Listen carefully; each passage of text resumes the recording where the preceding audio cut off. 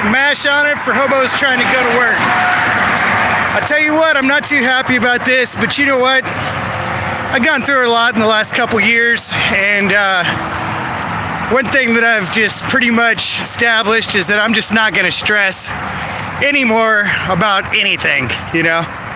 So I got to remember that right now because, you know, I could have gone to sleep beforehand. I was pretty tired, you know, and could have gone to sleep before I even came up here. Didn't get a chance to take a nap. I drank enough coffee to kill a fucking elephant, and then fucking my sick wife gets out of bed and comes to take me to work across town for an $11 an hour job that they don't even show up to. Now I'm all the way across town. Buses stop running here pretty soon. I've got about a 3-mile walk to the nearest bus, and I don't know if that one's gonna be running right now. And it's 15 miles back to 15 miles back to the room. So, you know, hey, if I miss this bus, it's gonna be like a fucking, you know, a 5-hour walk. So this might be a long stream, who knows?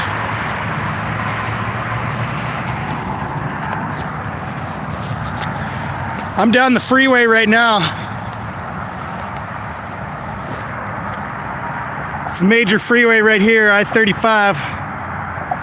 You know, I was supposed to be working over there, and fuck it, dude. So I gotta get through a couple miles of like way north side of town. I mean, this is like way north, dude. Like I said, I mean, my room's pretty much center of town, and I'm 15 miles away from that. So I was hoping to be able to do that walk in the morning so that I could take you guys, not the whole walk, but there was about a 4-mile stretch that would go down Fossil Creek. So I was kind of excited about that, you know, taking you guys on a tour of that.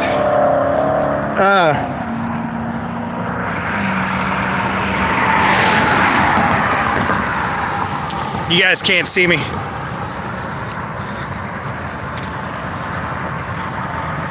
Yeah, I would pick a place just to stay over here, but I ain't got my hobo satchel with me. That's right, Nate. We could be walking up to 15 miles. It's a long ass ways.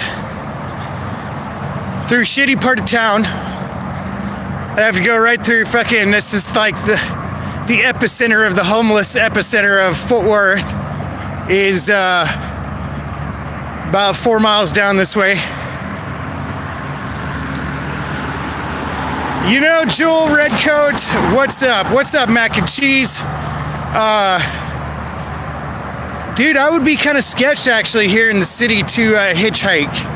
Honestly, I mean, I don't know, you know, it's hard to say.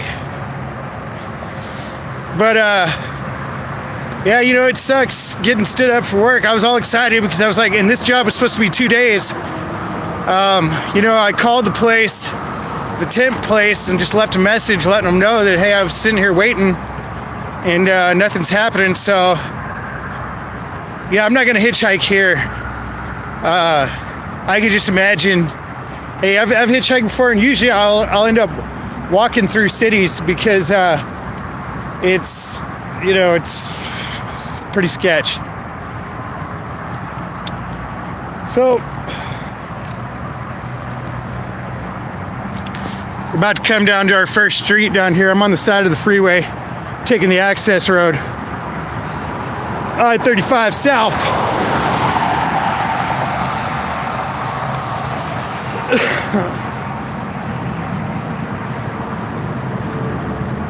Text the location, get me an Uber to my room.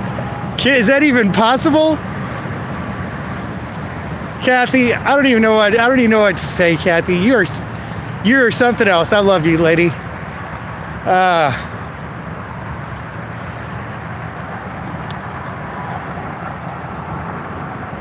know, I mean, hey, that mess could actually work, I guess, right?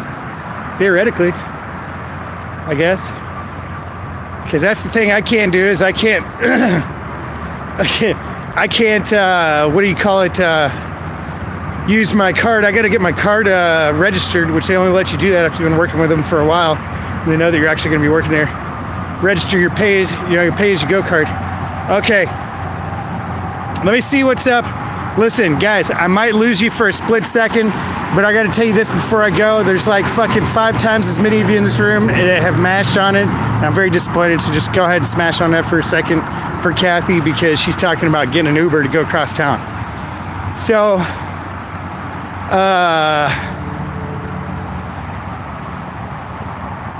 my exact location right now, because I mean, I could just tell you. I can just tell you my exact location, actually. You know, I'm not really too worried about that. My exact location, tell me if this works, but my exact location is Western Center and 35, the McDonald's there. McDonald's at Western Center and 35. That's 35W North, 35W North, Western Center and 35. Always something with that effing card. Yeah, and you know what? I want to say also, so I was $11 overdrawn on an old Bank of America account. Now, I found out about 6 months ago that I still had this account. It was still open, right? This is like years later. They just closed that bitch last month when I was trying to go back up there to get change, and when I went to go get my quarters.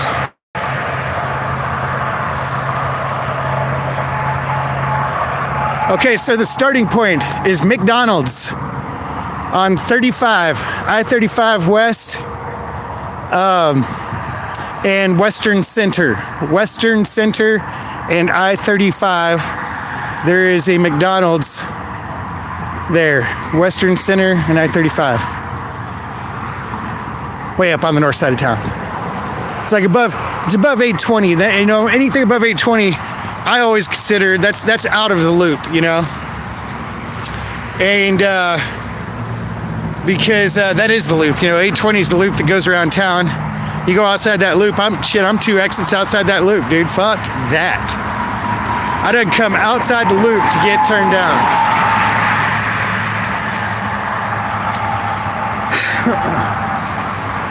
I got some light, maybe I can show up where you guys can see me. Nah. Oh, man.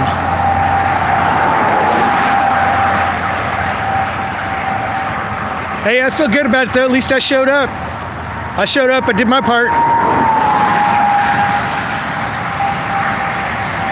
A little traveling band of carnies I was working with, they didn't do their part. I don't know if you can see it up there, but I'm coming up on that McDonald's. Let me see. Mickey D's, there it is.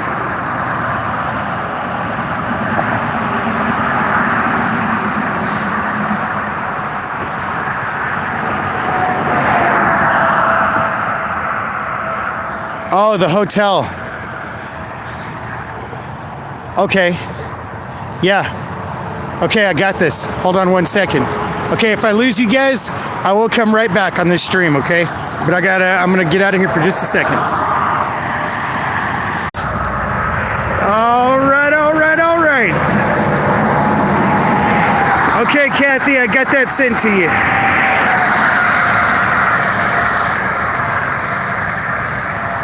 Pause this show for a commercial break, baby.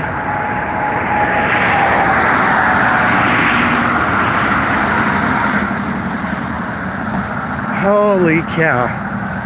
Actually, this right here, guys, is what is the famed Fossil Creek. You can't see it. What am I pointing? I'm all pointing at the bushes and shit, and it's nothing but a dark, just mass on the screen. But right here where I'm walking by, this whole area, this neighborhood where I'm at, is called Fossil Creek neighborhood, and it's a huge. They found probably 4 to 5 dinosaurs over here in the construction phases of this development, and this creek is known for some serious stuff. Now, I was scouting this out earlier when I was kind of planning tomorrow's stream, and I thought that I thought that I would go ahead and just expedition like the whole creek, you know, and take you guys out there with me. So we'll do that another time, you know. Hell, maybe we'll do it tomorrow. Obviously, I got nothing to do tomorrow, so maybe we'll take the bus up here and do that. But Tyler, I'm up here in north side of Fort Worth. Neighborhoods I'm in is called Fossil Creek. I know I've laid out all kinds of bait out there and shit, dude. That's fucking funny as hell, but that's the way I roll, dude. Just laying out bait. And so I've been thinking a lot about what we're gonna do. Hey, the actual name of this creek is Big Fossil Creek. I'll show you the sign up here. The name of the creek is Big Fossil Creek. And this Fossil Creek area does a couple things. It cuts through Duck Creek Formation, which is known for really huge ammonites, like the ones that are like $300-400, you know, and the really huge ones. And also, it's known for pyritized ammonites, meaning that they could be like all colorful and pretty and stuff like that. Hold on, look.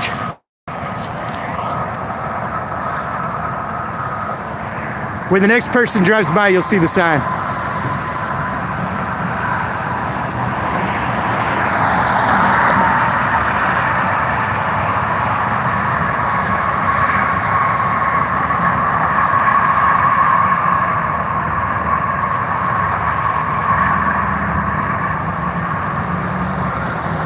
Well, Jill Redcoat, she asked why not go to school and be a geologist. For one, I got a massive case of ADHD, and two, you know, last time I thought about going to school, look at it there. Big Fossil Creek. Ah, you barely saw it. I'm not gonna stand there forever. Fuck it.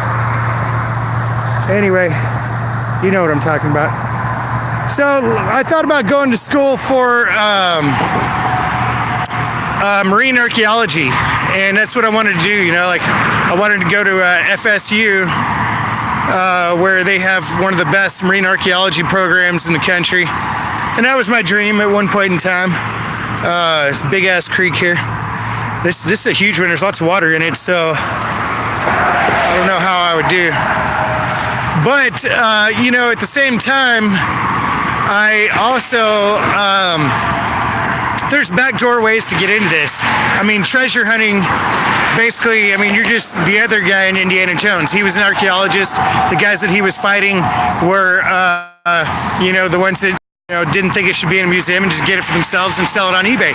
You know, I mean, that's me, you know, and I always identified with that person in Indiana Jones. I was like, fuck no, I'm not gonna give that up and be like, put it in a museum. I'm gonna keep that bitch or sell it, you know? So, can almost see me.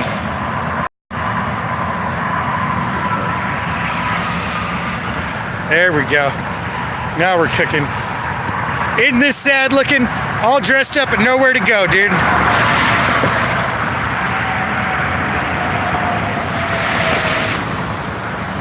I imagine Uber doesn't take that long, like once it's called. Hey, Snizzy's all, do you need a ride, man? Look, before anybody gives Snizzy any shit, because we know he probably would come up here, they live all the fucking way on the other side of town. All the way on the other side of town. So, no, Snizzy, I think I might have a ride.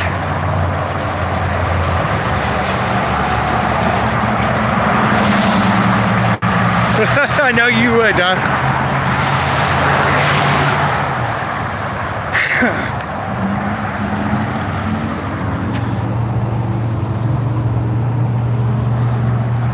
Holy cow, I gotta switch arms, dude. I get tired of, hold up, I don't have one of those fancy sticks that they hold their phone on, because I think also that shit looks stupid.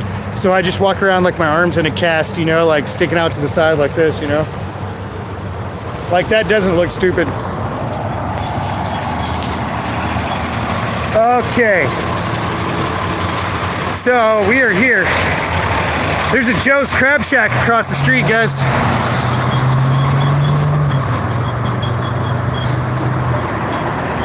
That's the stuff right there, man. I haven't eaten at Joe's Crab Shack in forever.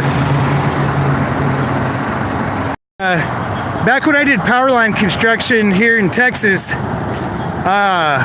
I built, hey, I sound like one of them old timers and shit that was always on there. Like, I built half this neighborhood, but that's no bullshit. That was back when they started building this area up over here, You can see from the construction, it's not much more than 10 to 20 years old, And we ran underground power lines to, thousands of houses out here, right here. So, it's interesting seeing how much this place is blowing up. Yeah, kind of Blue Mound area. Yeah, Blue Mound. I'm at I think Fossil Creek's the nearest place where I'm at, like I said, but yeah, it's right here. If I took a right here on this street and went down that street right there, pretty sure that takes me to Blue Mound. A couple blocks, mile or two. Dragonetta. I am in Fort Worth, Texas, baby.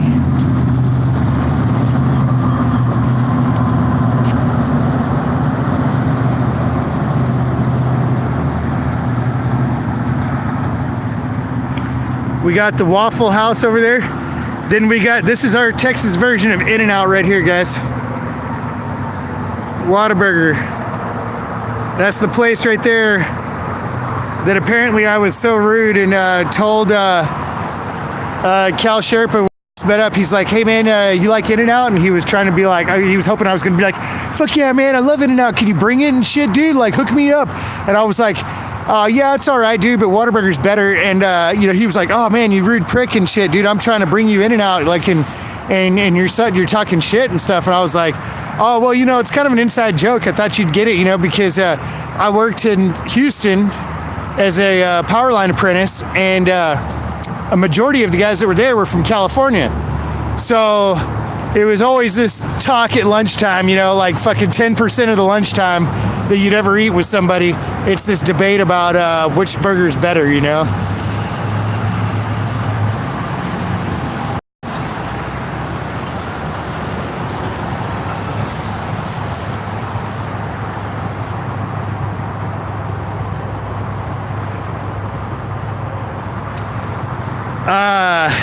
Yeah, Matt Smith, everybody does. And you know what? And I was thinking about that earlier because the last time that I was in this part of town right here, I got let out by a hitchhiker with Mac, and we had to walk, man, and it was hot as hell, dude. It was fall here, and it was still like high upper 90s. Oh, man. Let's roll, Kathy. I saw that. Hey, I'm rolling, I'm walking. I appreciate it, lady. Thank you, though, for trying. I know that you got my back hardcore.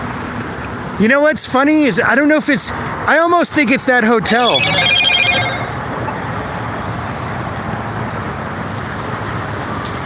I almost think that that it's that hotel because ain't nobody delivers pizzas there or does nothing like that. You know what I mean? So,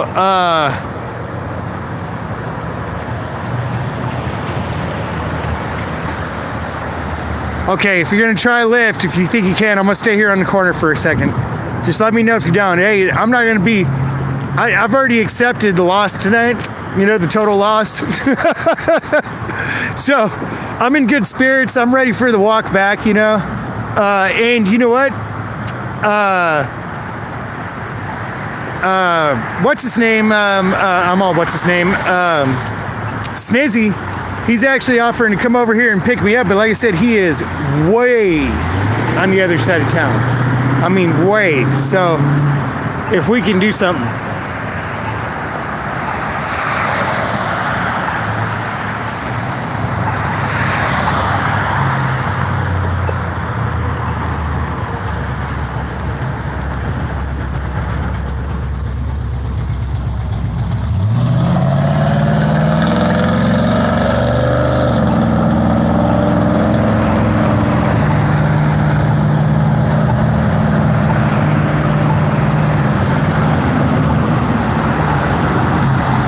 How long would it even take you to get here, Snizzy? It would take you like 30, 40 minutes to get here.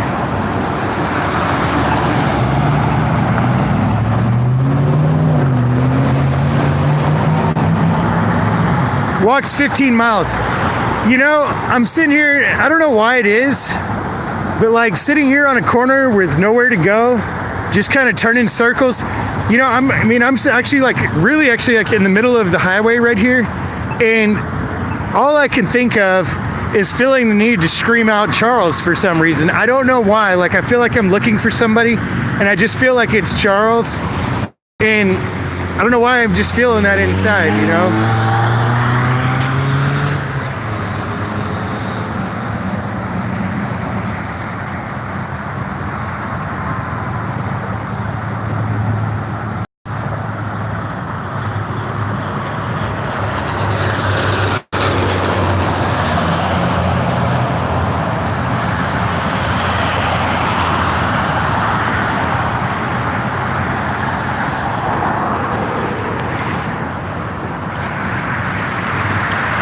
Yeah, you know, I mean, we want to give Charles we want to give him some credit, because at least he had class, you know? I mean, yeah, he committed felonies, and yeah, he did stupid shit, you know, and yeah, he's Charles and stuff, but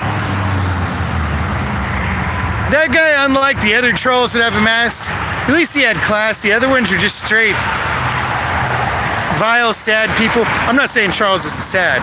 I mean, he did tell us a story about all the times that he ever almost went on a date. That shit was hilarious.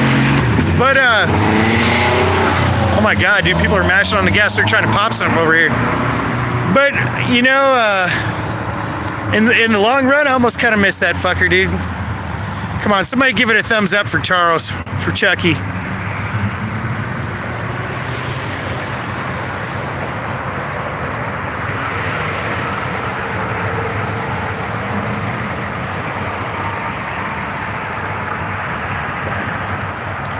Eric Inez wants a fucking shout out.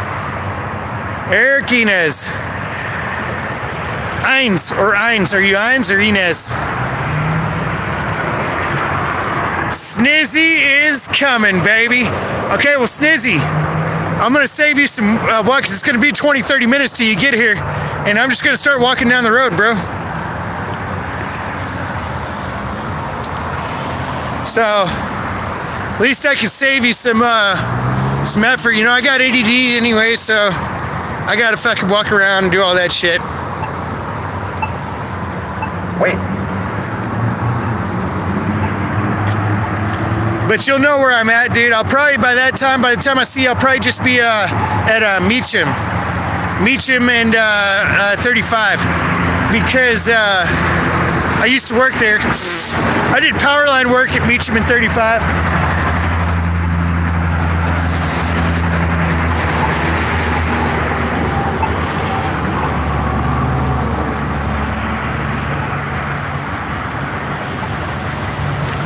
Yeah, you know, Rick, I kind of thought you'd be a slicker feller than that, dude, and wouldn't fall for something like that. No, Kathy, hey, Snizzy, he's bored, he's ready to get out of the house. He's coming to get me. We'll stream with Snizzy when he gets here. Kathy, you're just enjoying the show. You're just enjoying the show, Kathy. That's all you got to do, just enjoy the show. Thank you so much for trying to give me somebody, but you know how them taxis are, dude. Taxis are crazy.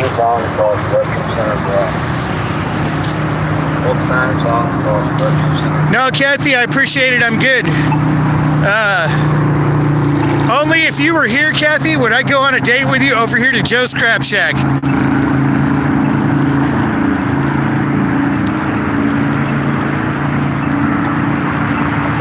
But you're not here, so I'm just gonna do what I can do.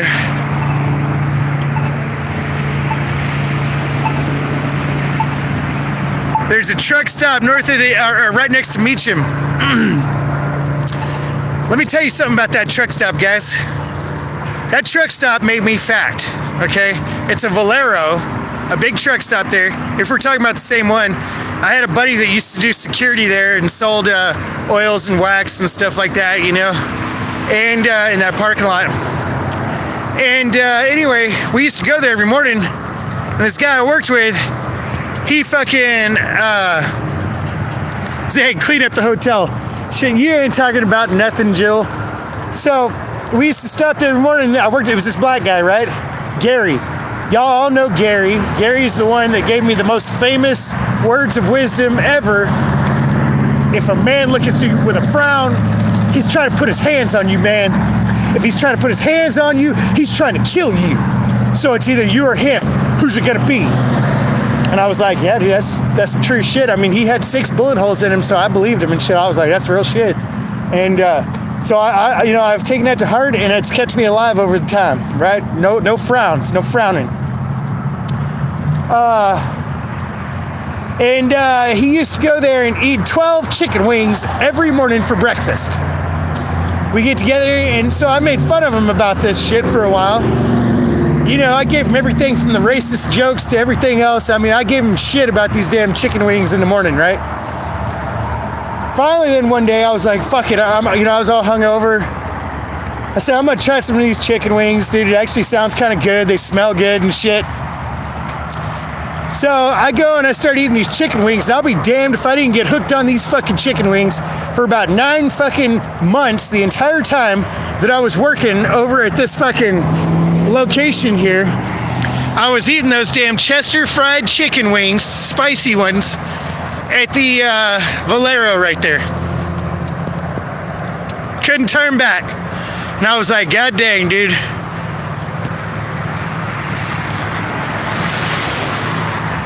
Of course, I had to apologize to him for all the racist comments and jokes and shit because, you know, I mean, hey, he was racist against white people and shit. Dude, he talked about crackers all the time and shit. So, you know, it was all good. We get each other and stuff. And, but I had to tell him, hey, sorry, dude, you know, I understand chicken for breakfast is actually pretty good. Okay. So.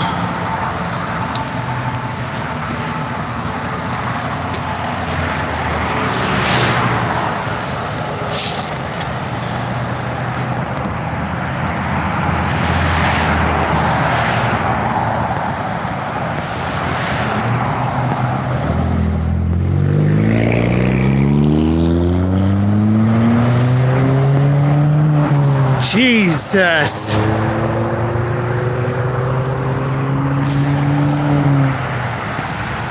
So we're now up here by the Holiday Inn Express.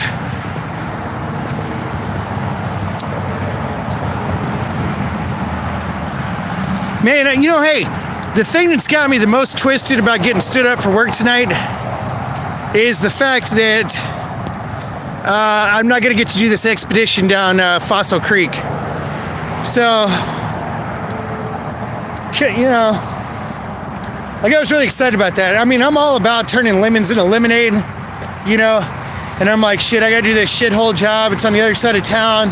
Kara's all like worried for me. She's like, I just don't like the idea of you walking that early in the morning, you know, by yourself and down here and shit. I'm like, you know, I was like, dude, don't worry about me, man. I'm going on an expedition down the creek and shit, you know. I'm gonna load up so many fossils, I'm gonna have to put them next to the road and pick them up later, you know. So, which reminds me, if you guys want to support a trying to be working hobo, you can go and check out the eBay, baby. Links in the description. Place a bid on my kids' fossils, dude. They, like I said, my middle son said, Dad, I want to donate these fossils. I want to sell them and stuff so that you know, for the cause and get you in an apartment and all that kind of stuff. And I thought that was cute as hell. So I've put them both up. By the time that they are wrapped up in packaging and bubble wrap, it's going to be a full box, full you know, middle, medium flat rate box and a small flat rate box, stuffed full of every kind of fossil that you can imagine from this area. So it's a broad range from one of the formations, all from the video that we put out and you guys saw. So check that out, eBay store, you know, and while you're at it, make sure you get a bottle of crystal infused magical hobo water. If you got an itch that you ain't been able to get rid of in a while, you know, you've been trying to hide it at work, Now you done got caught a couple times, getting down on that itch. All you need to do is sprinkle some of this magical crystal infused hobo water on you, and it will cure that.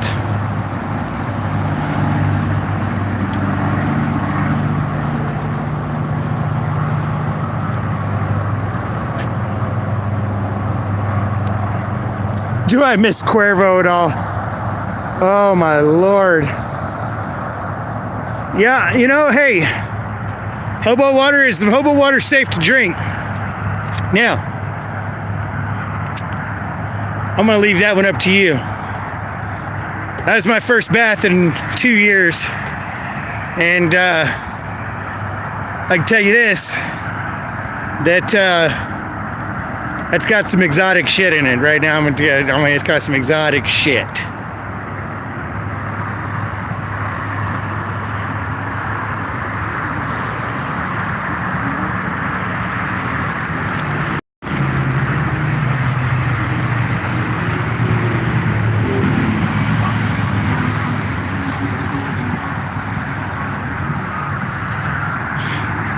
Kindergarten teacher's badge.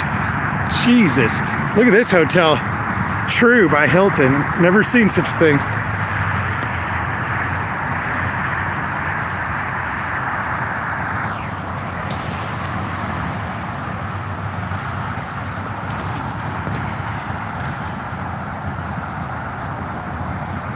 Yeah. Hey, that toenail will definitely make you trip, dog. That's no joke right there. That toenail's gonna make you trip. All right, Snizzy Snaz. Cuervo and Space Cowboy has a channel right now. Space Cowboy ain't got no channel, dude. I call bullshit on Space Cowboy having a channel. If Space Cowboy got a channel, I gotta see this shit, dude. You fucking lying, dude.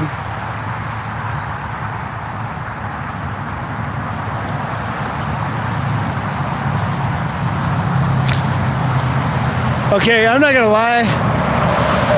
I took a raw ass shit in the fucking bathroom back at the gas station, and all this walking around has got me a gnarly itch right now, and I just gotta get down on this itch for a second. I gotta look around, see what's going on, and I'm gonna have to get in there because I got something fucking raw. Oh, something raw going on down there, dude. It was all that coffee I drank. All that fucking, I drank way too much coffee. And that shit just went through me strong.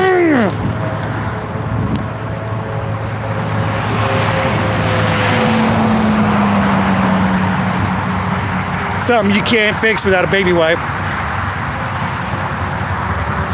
Anybody ever heard of true?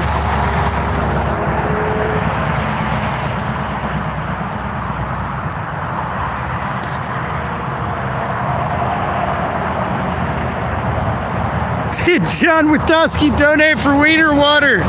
Oh, well, listen, I want you, so if you're going to ask like that, everybody should know that your privacy will be protected with the magical crystal-infused hobo water, okay? Your privacy will be protected. It'll be completely anonymous. Nobody's going to have to know that you're sprinkling this shit all over yourself, drinking it, whatever the fuck it is you want to do with it.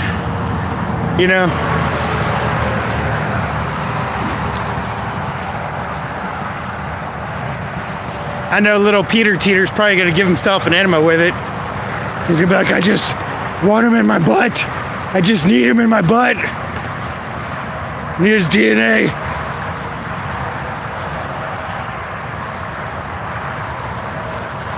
Hobo water with Bible oil. You lived in Fort Worth your whole life, Matt?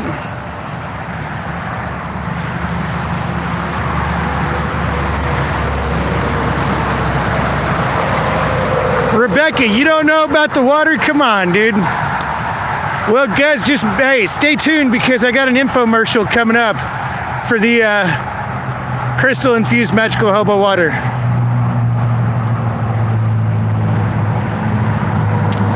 Okay.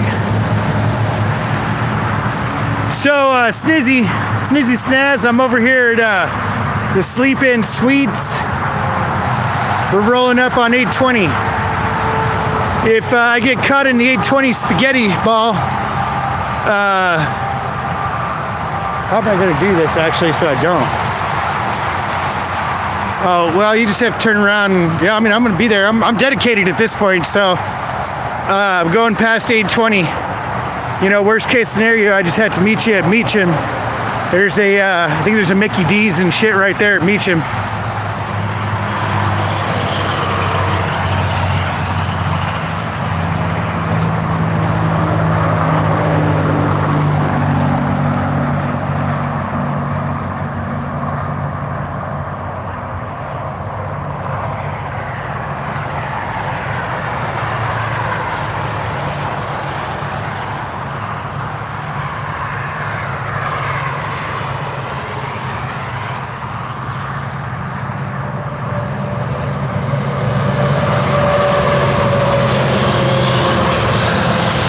Apple knocker, you know you want to knock your fucking apple to my fucking hobo water. Don't even be fucking tripping and shit. You ain't got a lie to kick it.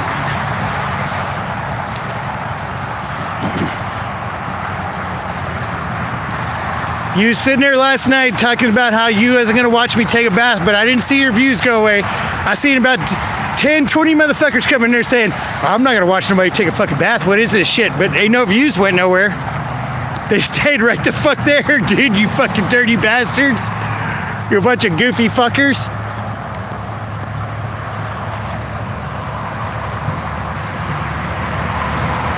I think we're over 1,200 views on that video right now since last night. Every single one of you motherfuckers peeked in and was like, hey.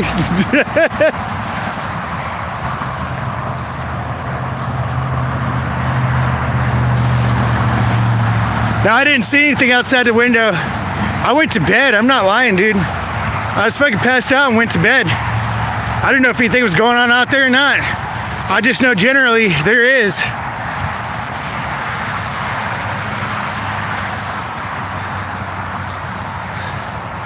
Joey watched it 110 times. Oh, shit. No, that shit was fucking funny, actually. I mean, I'm not actually laughing at her. That'd be funny if it was about anybody, so it's not even specific to her. But that was a good one.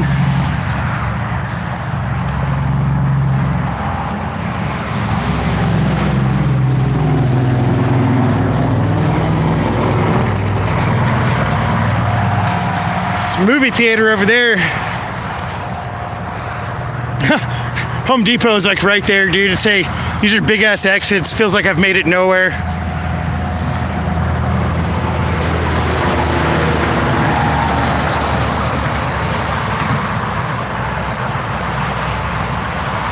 I bet they were outside all night, man. That place is fucking...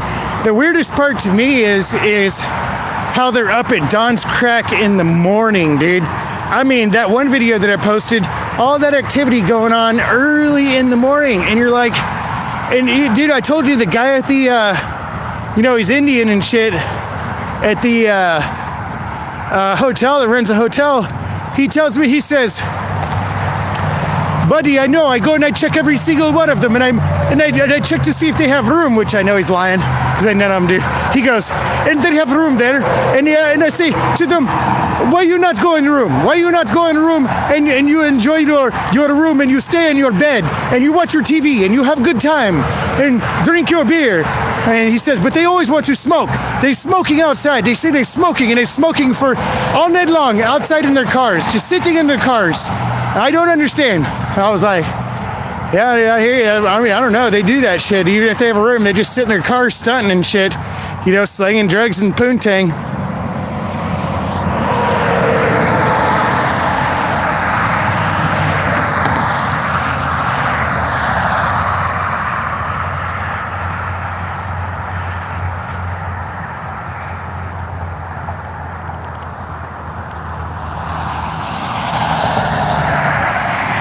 So what happened to the Uber is Snizzy Town is coming to pick me up.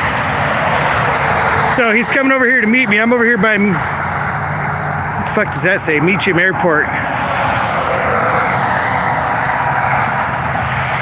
coming up on a big ass spaghetti ball right here. I don't know if I'm gonna have to. I might have to walk on the freeway for a minute, because last time I remember coming down here, there's some funky business happening right here. So I don't know what I'm gonna have to do.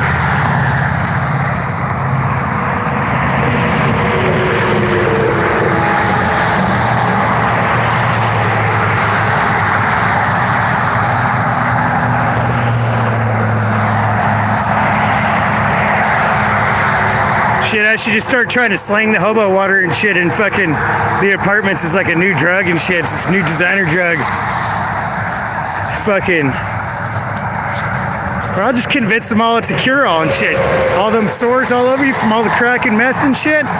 This shit right here, fucking cure that shit. Them teeth you got going on, the shit right here will cure that shit.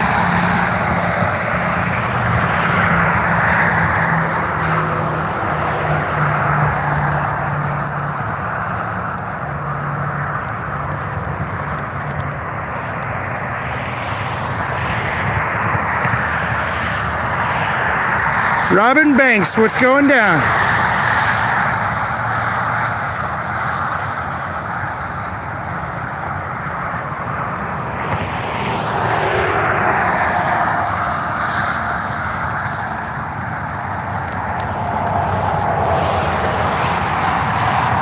Holy cow.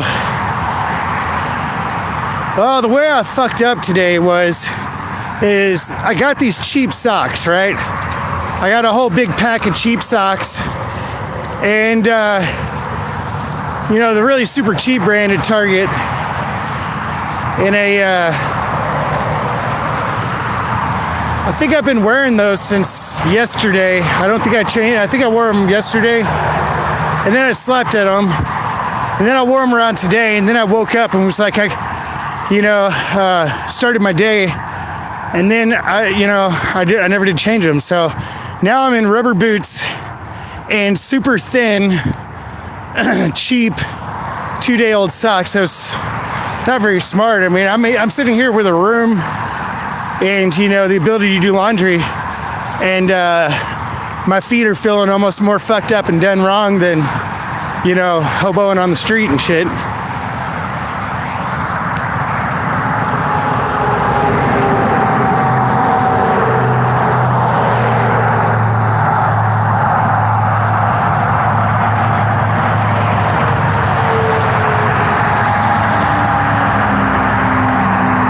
Well, Matt, the hole is still there. It's filled in with a little bit of dirt, but the hole's still there. And apparently a lady that lives there, now she's got a big camp set up on the area and just kind of uses it as a chill spot and cool spot, you know, to be at when it's hot. And so it's getting used.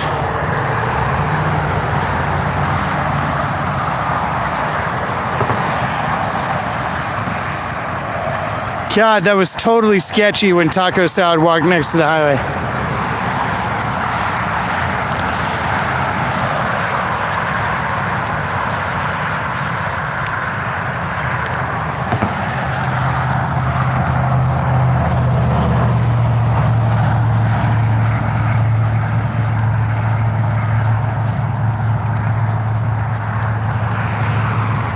The demo company.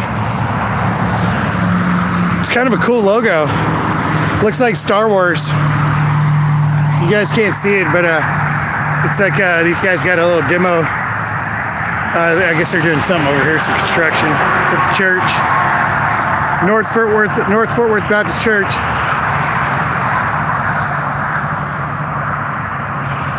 Where would I be without YouTube? No shit. It's kind of morphed into some kind of crazy thing, hasn't it? You know? Like I said, I thought a lot about whether or not I was going to come back to YouTube. You know, life is so serious right now and all that kind of shit, and so much stuff going on, and heads in a million places. Gonna be facing tragedy here soon, and just, you know, and I thought a lot, you know, about it, but this is where we're at in life. This is what we do, and I look at everything that's happened over time. And if it wasn't for YouTube and you guys, I don't know if I could have ever recovered from my little momentary lapse of reasoning that I had for a while. So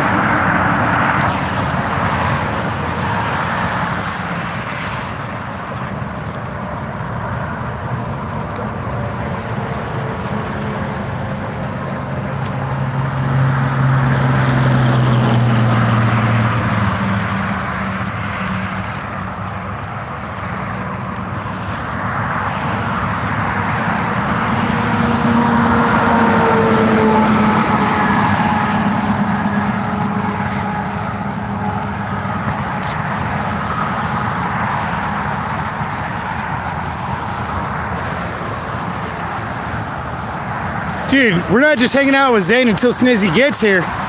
We're gonna be hanging out with, it's 1 mile to Meacham. I don't know if you guys can see that over there when a car comes.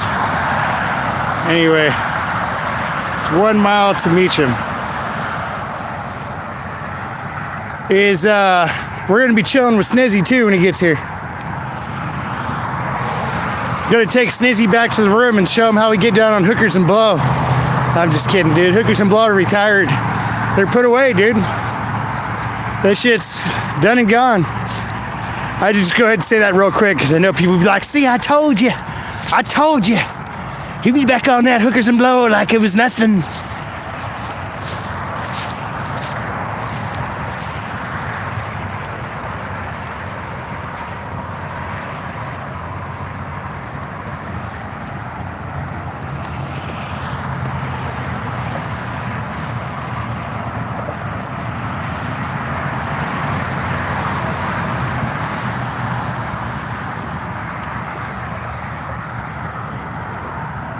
Yeah, I mean, there's all the hookers and blow you can want right outside the door.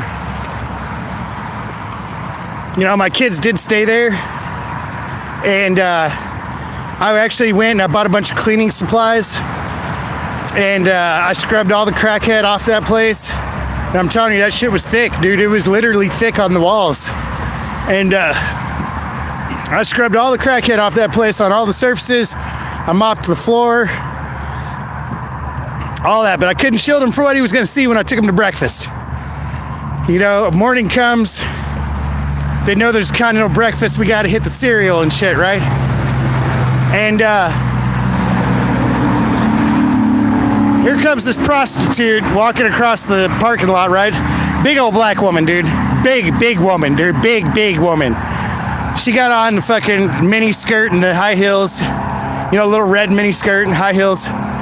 And looking just fucking dogged out like a son of a gun, dude. It was a rough night. And it probably meant she made money. It looked like she made money that night.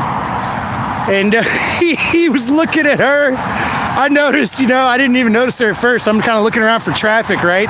Making sure none of these weirdo crackheads are fucking swinging around in the parking lot all fast while I'm walking with a couple kids. So I'm looking around for traffic and I turn around and just see him first gazing. And he's just gazing with that little wonder stare, like thinking that's a woman over there or whatever he's fucking thinking, you know? I mean,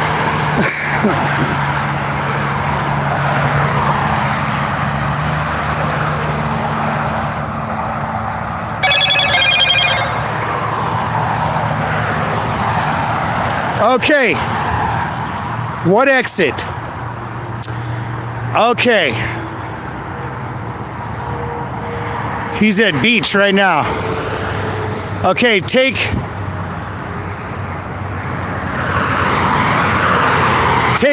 Western Center. Take the Western Center exit. Turn around, U-turn on Western Center and start heading back south on the freeway. And then take exit 57. Once you start going south, that's gonna be the first exit, the very first exit, right by the North Fort Worth Baptist Church. You can see it right there, North Fort Worth Baptist Church. Come over here, take exit 57.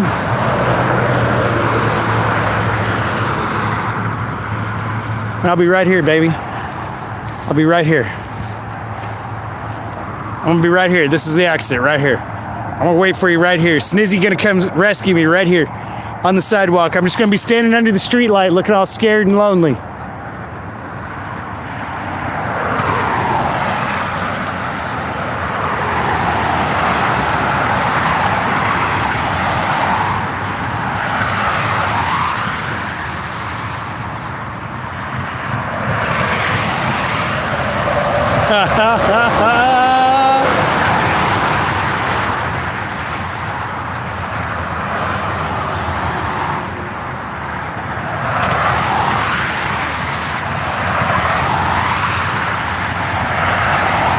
Not the kind of ride I'm looking for, Matt. BLM ladies not gonna give me the ride I'm looking for.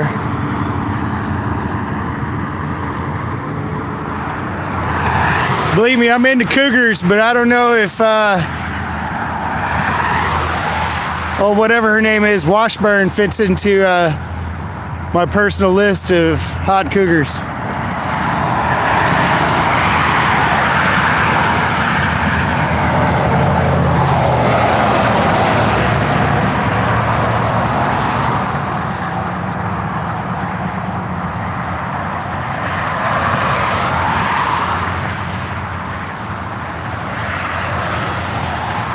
Chris Crest wants to know when I check out.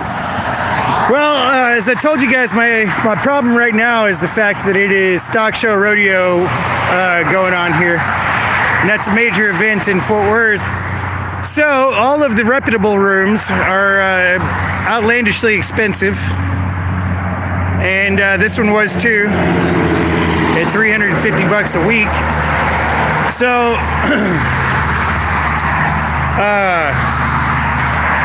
I'm gonna go ahead and stay here next week.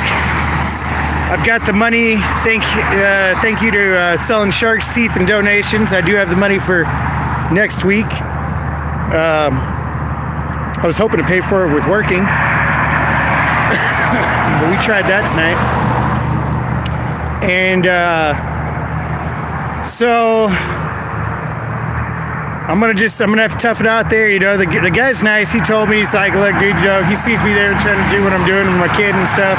Kid's there, and he was like, just let me know if there's any noise or anything, and I'll take care of it and get rid of them for you. But you know, you know how that goes. Exit 57 going south. Exit 57, bro. 57 going south. South from Western Center Boulevard.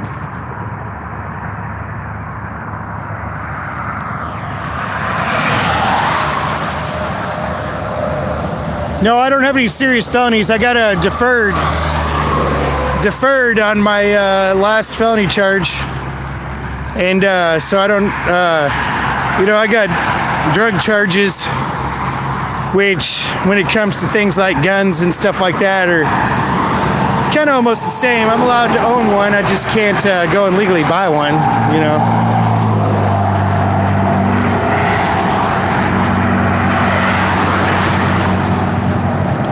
Yeah, I mean, imagine at $350 a week. Rebecca's saying that's so expensive. At $350 a week, you're looking at, you know, that's whatever that is, $1,400 a month.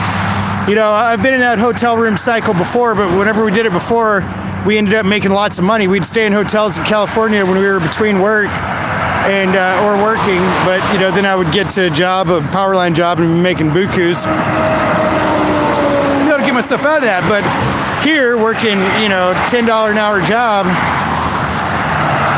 it's gonna be kind of hard to get out of the hotel cycle and get into a place. I honestly don't know how we're gonna do that, because you got to add in my rental history, which isn't really bad. We've never been evicted, but you know, I've been pretty much out of the system for the last couple years, and that's not gonna play out too well when it comes to.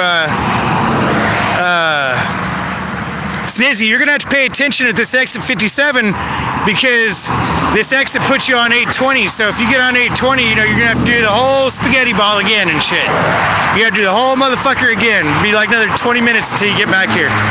So you gotta stay snazzy, stay snizzy, snazzy, and frosty, and take this exit 57 right here.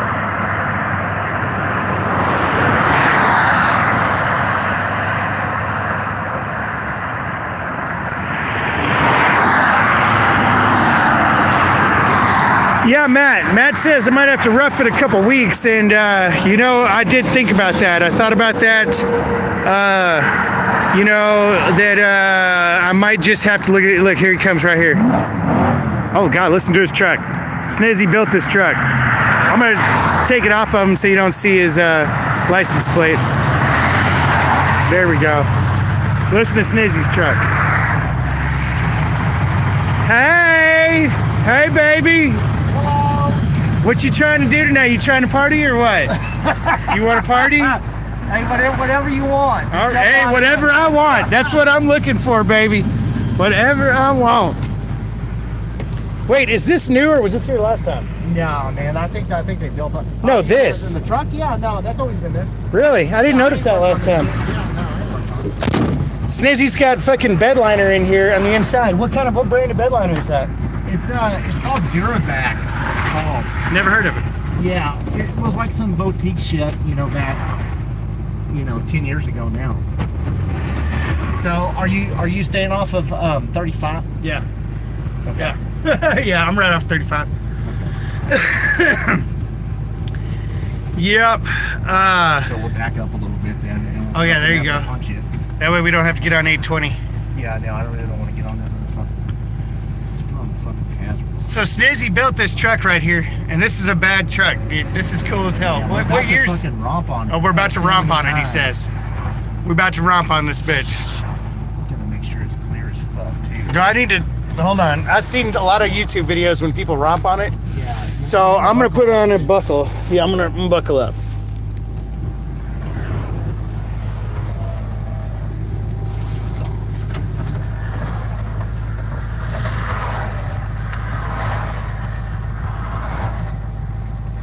I'm still trying to get that buckle. Oh shit. Alright, hang on to your foot. Okay, I'm holding on. Oh Jesus.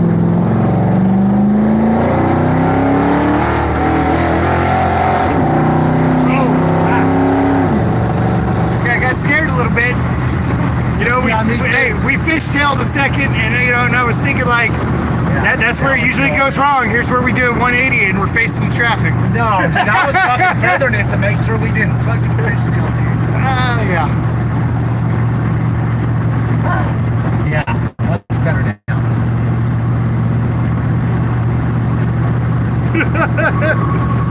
Dragonetta says, who said he couldn't do 88?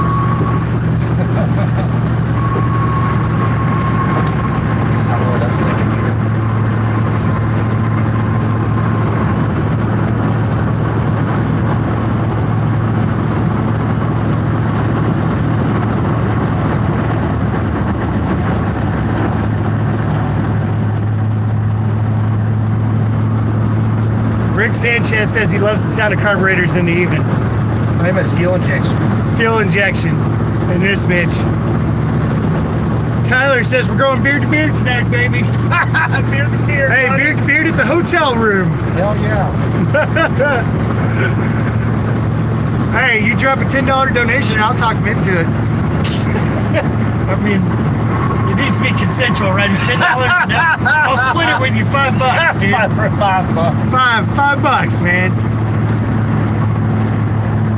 Yeah, I just want to make sure we don't get on this fucking toll road. Yeah, no shit. We're on it. They just built this new road here in town. Toll road.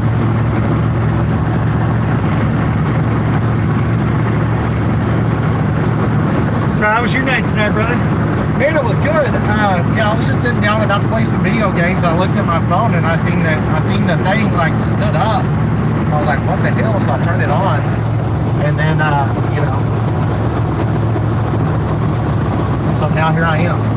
Now here you are. We're about to see the beautiful, lovely Fort Worth skyline. Nighttime coming up here.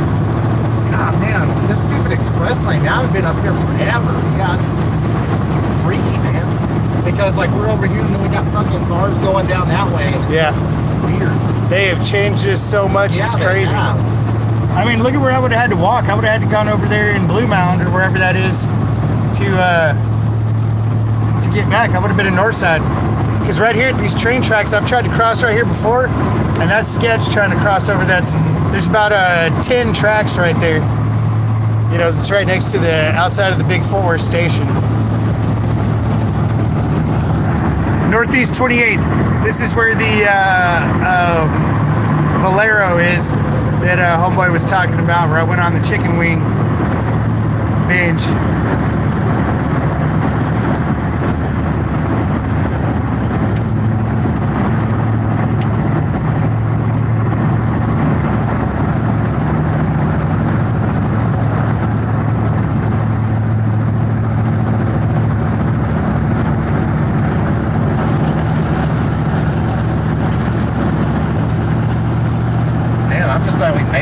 Sketchy having to jump way the fuck over like that being on the exit. Yeah. I'm not lying, I'm fucking scared. I think we hit the fucking rev limiter too.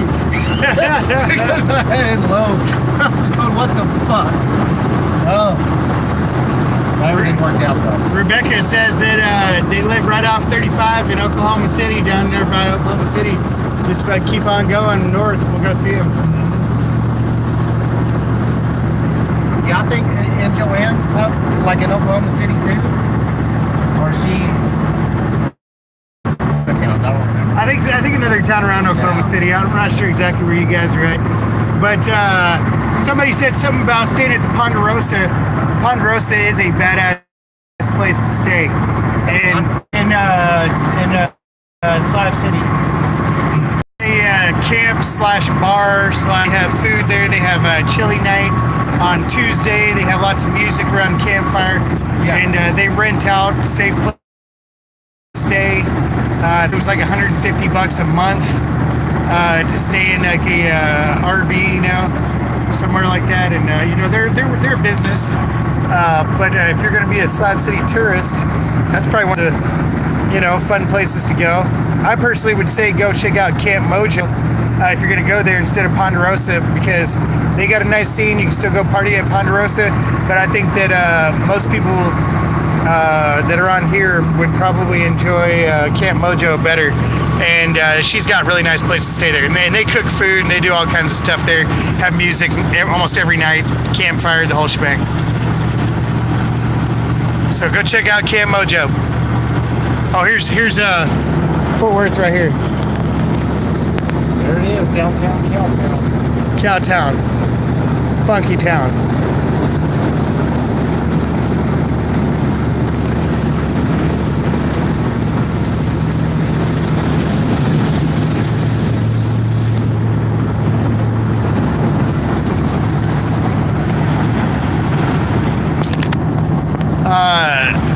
Ponderosa, since it changed hands, can be a little bit more party-like, you know,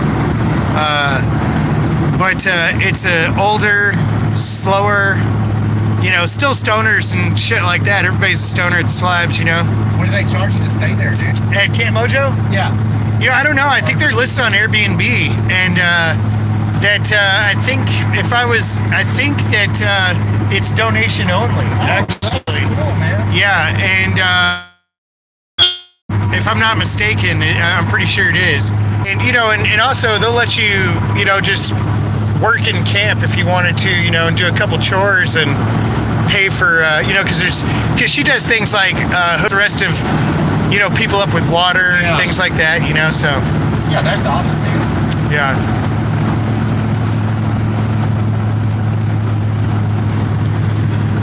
You could contact Camp Mojo. I'm sure you could look up Mojo, Camp Mojo. You know, probably it's on, you know, Slab City forum, something like that on Facebook. I'm sure that it's there.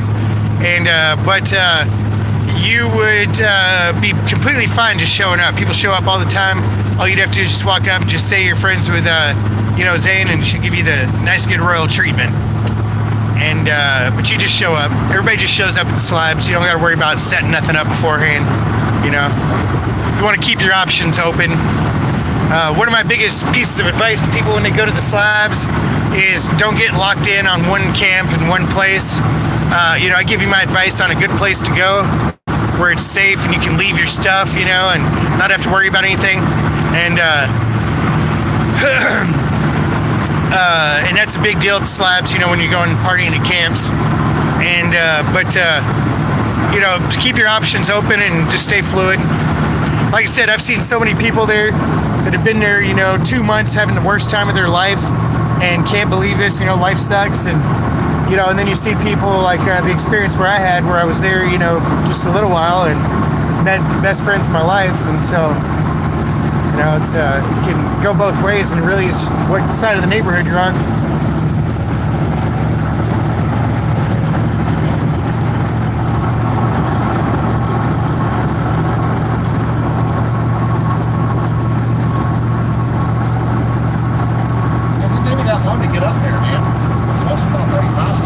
Yeah, it's evening traffic, huh? If you took this drive in the evening, in the afternoon, dude, man, I've been stuck in this traffic for over 2 hours.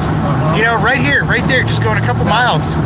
Man, that's no joke. That's it's that new big industrial side of town and our commercial side of town, and yeah, it pretty much gets solid from all the way north 35 all the way to South Town. It's pretty much just gets solid now nowadays anyway.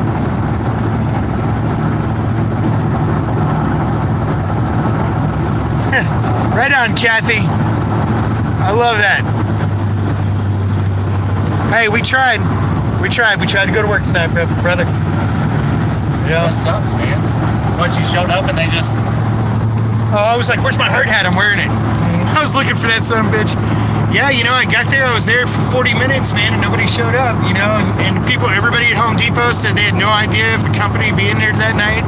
Wow. So I called the place, the temp agency, and was like, hey, I just left a message, but just to let them know that I was there.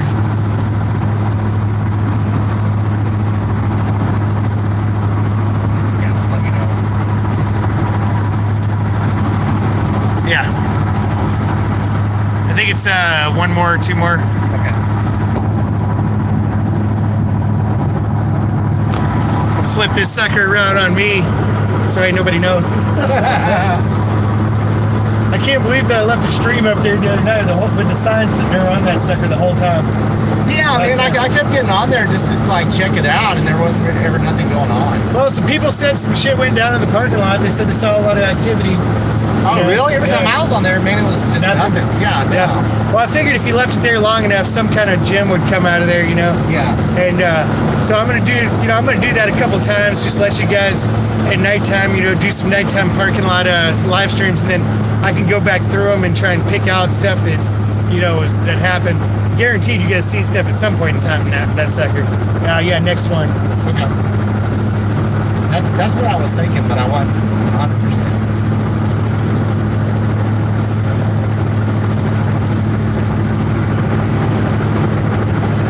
Yeah, Dragonetta, could you imagine if I had to walk back this way?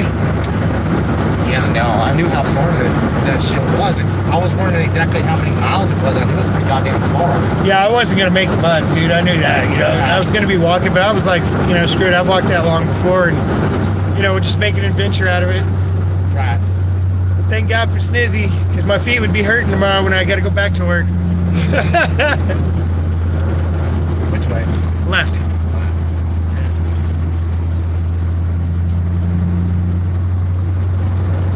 Hey, I've walked longer, guys. You guys know I've walked a lot longer than that. Never from getting stood up from work, but then I was right. I thought I knew. Yeah, left. Yeah, you can U-turn. Yeah, I was just going off the damn parking lot stuff, and I fucking knew it. And it is.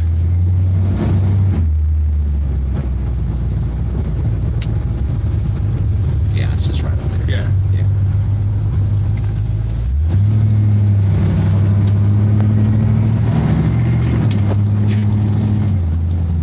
So you gonna hang out for a minute, or you gotta go? I'll You gonna hang out? for a minute. All right, let's do it.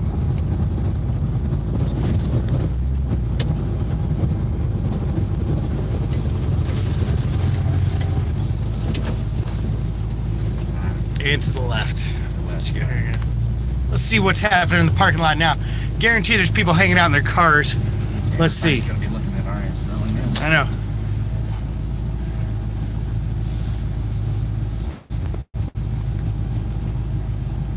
Keep on. Yeah, straight ahead and just park right over there. Next to the white truck. Alright, cool. Yeah, let's run this shit. Ba-dunk. What's this guy got here? Oxygen tanks? What is that? Those are like pumps or something, or you know what I mean? Something or other. That's crazy. That's like for some big ass oil-filled well stuff, huh? This guy's like hot-shotting. Yeah, he probably is hot-shotting. He's making that money. Not like me tonight. I was trying to make that money. We made it, guys. We made it. Ouch. You hit my head. Yeah, let's see this. It's dark. You got a light? I don't know how much You don't have a light on your phone? Yeah. You got here a bag full of tools. Snizzy got a man purse, but it's a bag of like tools.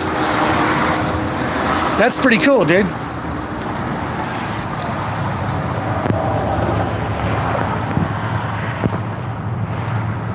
Look at this sucker here. That's it.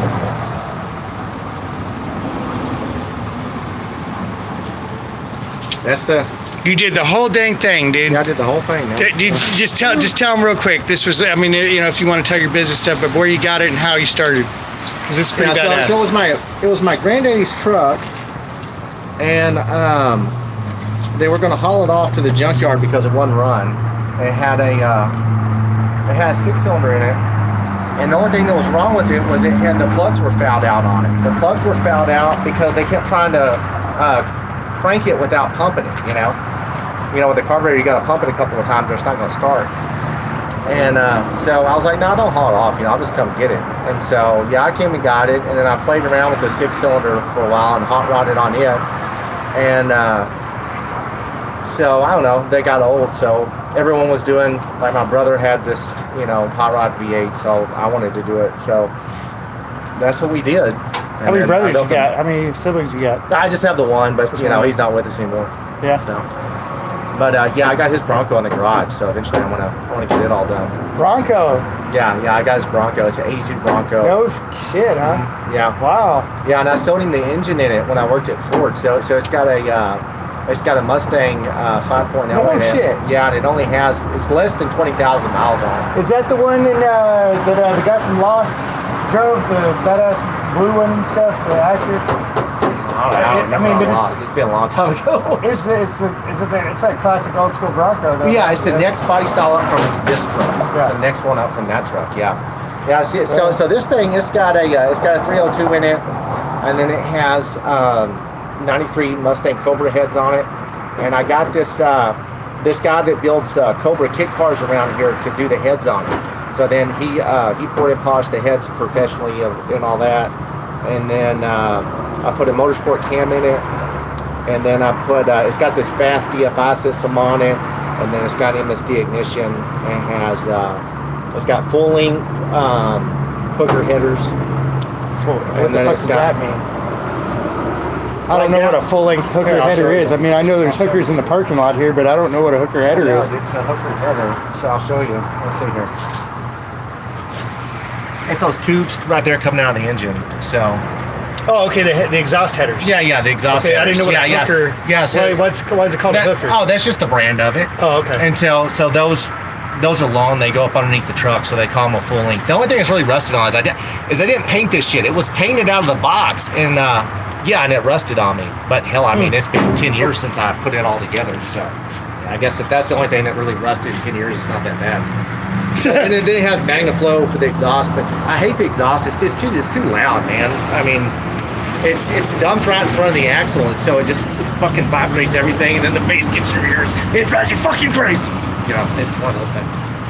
I did an exhaust on that Charger that I had, and I screwed up on it. I told them exactly how I thought I wanted it and stuff. And those Chargers, they have the exhaust is like right past the front axle, like you're saying, right up there, right past the engine.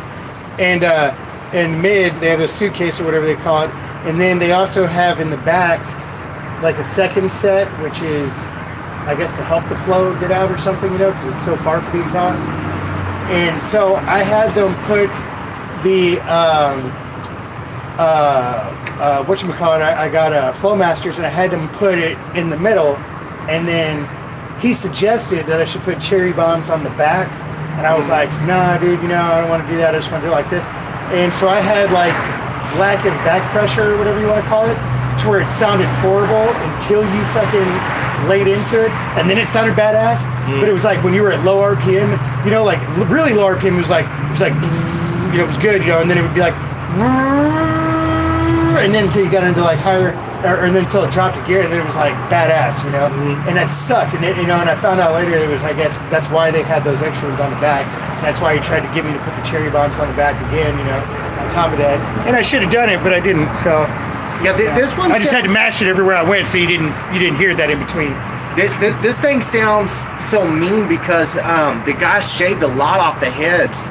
And then I used a thin head gasket, so it raised the compression up quite a bit. And then with the cam, that's what makes it pound the ground so hard when you're sitting there. Because that's why everyone comes and talks to me, because of the sound it makes, But yeah, that's why it's so loud when it's just sitting there. The compression in the cam, it's freaking loud. But yeah, one thing that people always neglect when they build something. I'm pretty crazy. So look, I've got this transmission cooler. It's got its own freaking fan on it, and then it's got this, it's got this braided line right here, and then there's another cooler that goes up underneath the cross member. That's like a big heat sink. So there's 2 transmission coolers on it, and so that way it never ever gets hot. But that's something that no one ever thinks of. But yeah, it really works.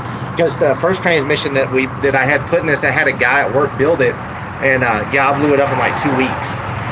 So he just couldn't take it. But yeah, this one does. Let's hit the room. All right, dude.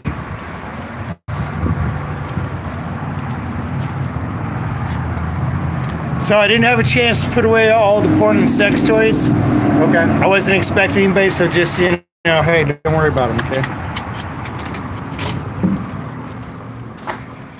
All right. We made it. Black on pink thing? Really? Yeah. I mean, I'll say. Hey. So check out this one right here, dude. This one that we're making right here. For somebody out at Labs. You guys probably know, but it's still kind of a surprise. And there's supposed to be a tooth in the middle of that sucker somewhere. I don't know where. Oh, dude, that's the one from the video. Wow. Damn, dude, that's fucking badass. Second. Like, it's more impressive to actually see it in person than it is on a video. If that sounds crazy. No, it actually is. The copper is oxidizing slowly, so I think it's getting a lot better. Robin says, don't drink the water. If I offer you any water to drink, don't drink it. Yeah, I've seen that. You're selling some bath water or something, dude. Dude, this isn't just bath water, Snizzy. This is crystal-infused magical hobo water. Okay? Yeah. I can imagine there's lots of things in that water. Listen, exactly. That's what I'm going to say. This builds up your immune system, bro. Listen, if you're going to a third world country and you're worried about drinking the water, you're getting sick from the food and shit, or just, basically just catching fucking hep on the plane, you need to ingest some of this and just put it on you and shit. And this mess right here will cure all of that, okay? Damn. Yeah, that's a letter A. It's an anarchist symbol. So, for our anarchy fans and stuff, it's an anarchist symbol, and the tooth is going to go in there. Wow, scarlet letter. Teeth, JP man. Says it's scarlet letter. The scarlet letter? Yeah.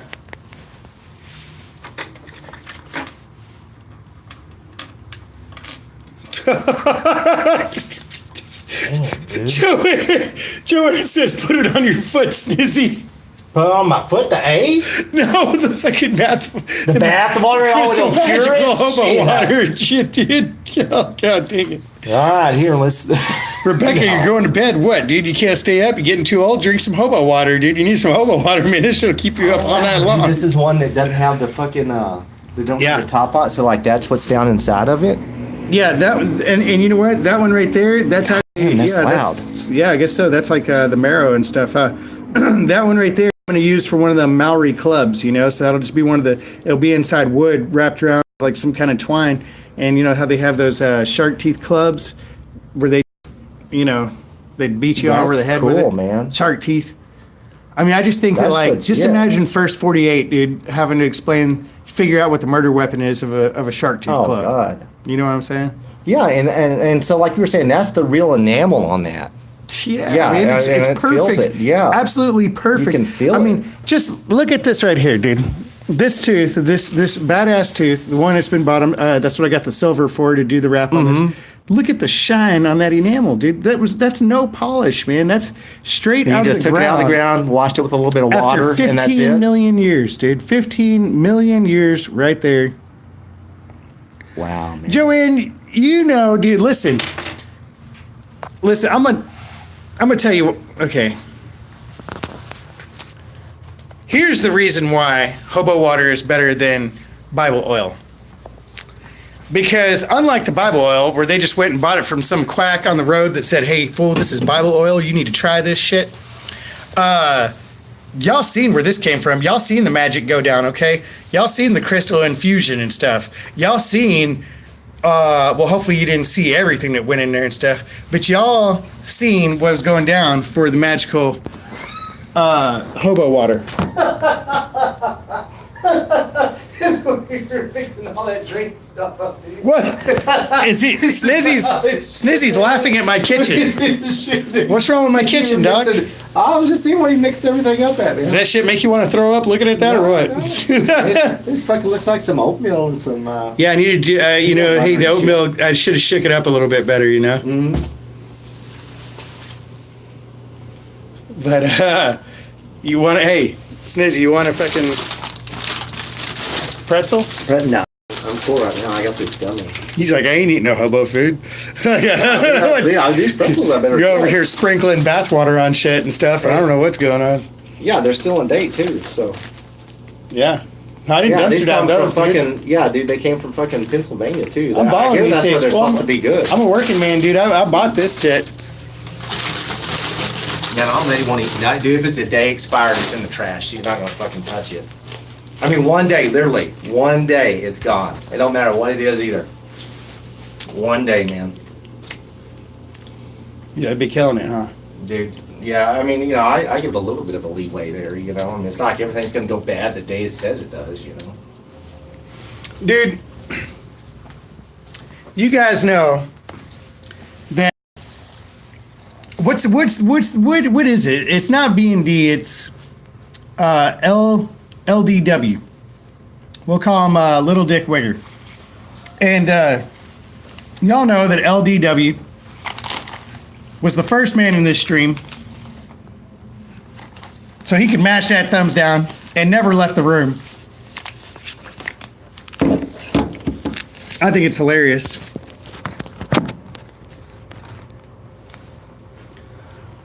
Oh crap.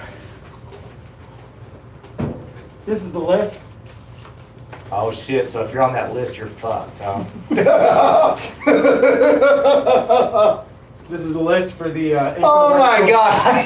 For the infomercial for the bathwater? Scabies? And we're texting his fucking scabies, crotch rot, and sissiness. Oh shit. Oh.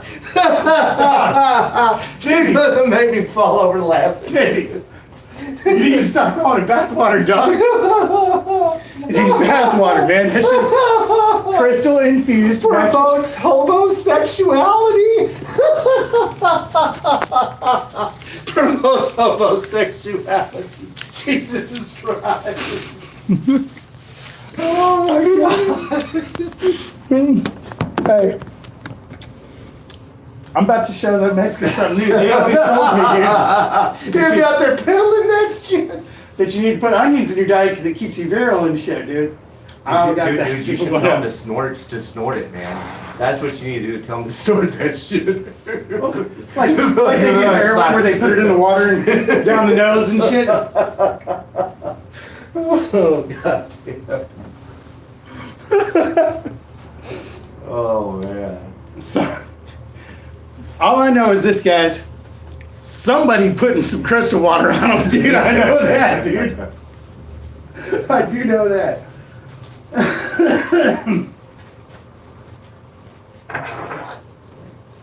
Look at this one right here. Tell me, That stone ain't got some power. That's fire agate right there. That's fire agate right there. And that's got some power. Look at that. That's a woman, right? That's a woman with the fire inside of her. Right there in the heart, dude. Fire's right there. Looks like a penis. Annie would say that. Annie would say that. Of course she would. That's why you're on the team, girl. Because, you know, you always bring it back to real. Keeping it real and shit, you know? What is it? Let's see it. What is it? Oh, wow. That's fire agate, dude. From, I guarantee you, dude, hey, if I can get the fire, see the fire's underneath that part right there. You have to drill down in there, right?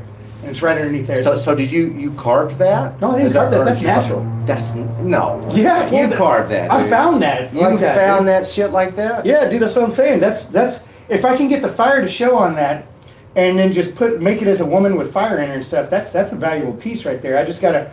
It's kind of hard to work fire agate. It's like it's an all-seeing eye is what I see right there, dude. Yeah, there's some serious shit going on in there, right? That's a crazy. beautiful piece, isn't it?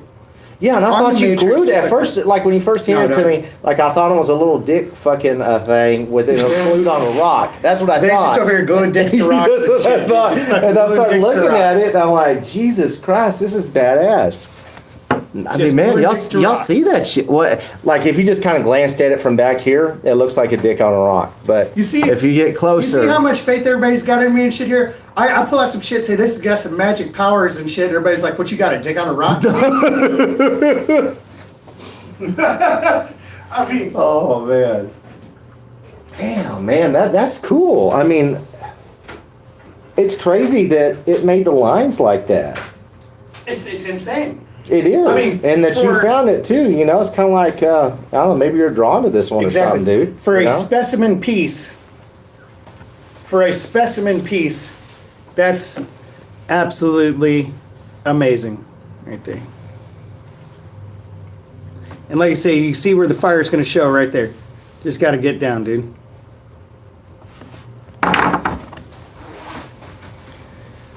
Oh man. So, I don't know, you know, hey, this call was for tomorrow night, too. And apparently, I don't think I'm going to that call. Yeah, if they fucked you over like that, dude. They ain't fucking doing it. Mm-hmm. So, that means pretty much that I guess I'll call in the morning, call off that one, and see if I can take another job on Wednesday. Yeah, I mean, if they stand you up and you had to go all the way out there, I wouldn't want to. I wouldn't want to deal with those people again. I can totally understand that. Oh man, your phone doesn't flicker when it's like inside like this. My dick on a rock, girl. That's one of the responses we got here. Zane, I'm with you, brother. I never seen a penis look like that. Yeah, thanks, Joanne. Thanks. But you've got to see it from you know like about here. Yeah. That's everybody's excuse. Every man that sees a penis in something has to say, "Look, dude, you know." From a distance, it kind of, you know, it's from a distance and it could be like this, but bottom line is, you got to show them the black spot and saw a penis. You know what that means.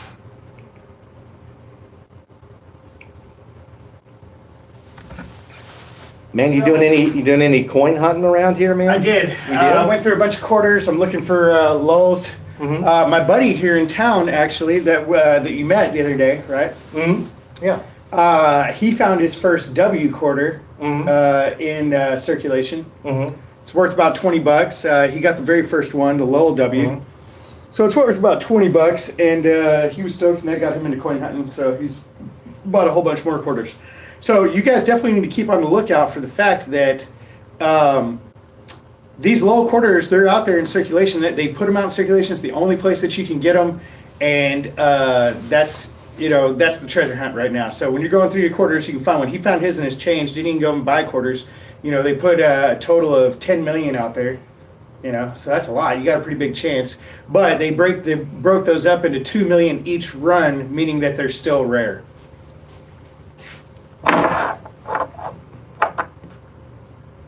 What's calling me? You saying this thing's looking for my soul? Man, this room's pretty freaking nice, dude. Really? It's not bad. I mean, they redid it. I mean, what, they put a floor in here and got rid of the cracked carpet? Yeah. You know.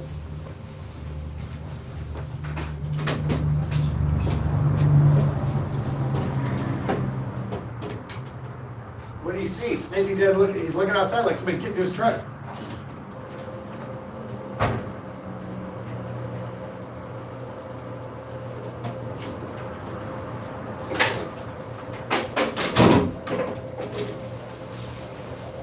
Yeah, I just wanted to make sure you locked the door. Oh, The yeah, truck. I didn't. No, you didn't. But yeah, But I you caught locked it? Yeah, I caught it. Okay. Yeah. Sorry, dude. Oh no, dude. The only thing that's in there is a cheap ass radio. But I I just figured yeah. that they'll be like tearing shit apart looking for drugs. That's yeah, the only thing I care yeah. about. Get the dash Ain't off, fool. nobody gonna steal it. But that's the cool thing about driving some old ratty looking truck is nobody wants to fuck with it. Yeah, no shit. The sleeper or whatever they call it. Right? Oh They call them sleepers. yeah. Nobody wants to mess with it. No, I mean, Man, I'm taking off we the could hard probably hat, leave it dog. unlocked and no one would jack with it, but I don't want I'm taking off the hard hat. Yeah, you don't need a hard hat.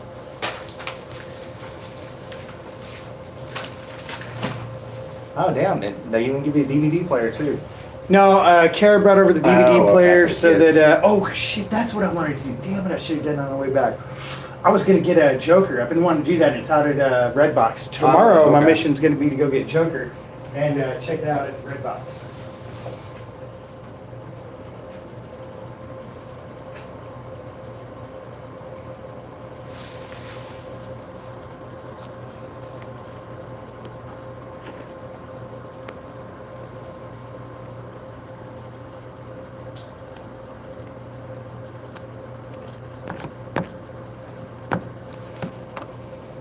Hey, what's up, JP? Deborah, Robin, Joanne, Jerry, John. Thanks, Travis. Travis says I'm 1,000, man. 0 to 1,000. It's easy the Vados have the truck stripped by morning. They can start with the paper clip. Well, you guys know that happened to me. Do you remember that Ford truck I used to have? Dude, they can't start that because the way I got it wired, man, they'll be out there for fucking hours scratching their fucking head on trying to start that motherfucker. Yeah, it wouldn't start like normally. Okay, normally you hit the key, you know, and you start a truck. So when you're gonna hotwire it, that's what you're thinking. You're gonna fucking hit the key. Well, when I did that, like on those old cars, if you ever remember starting it, the light dims, you know.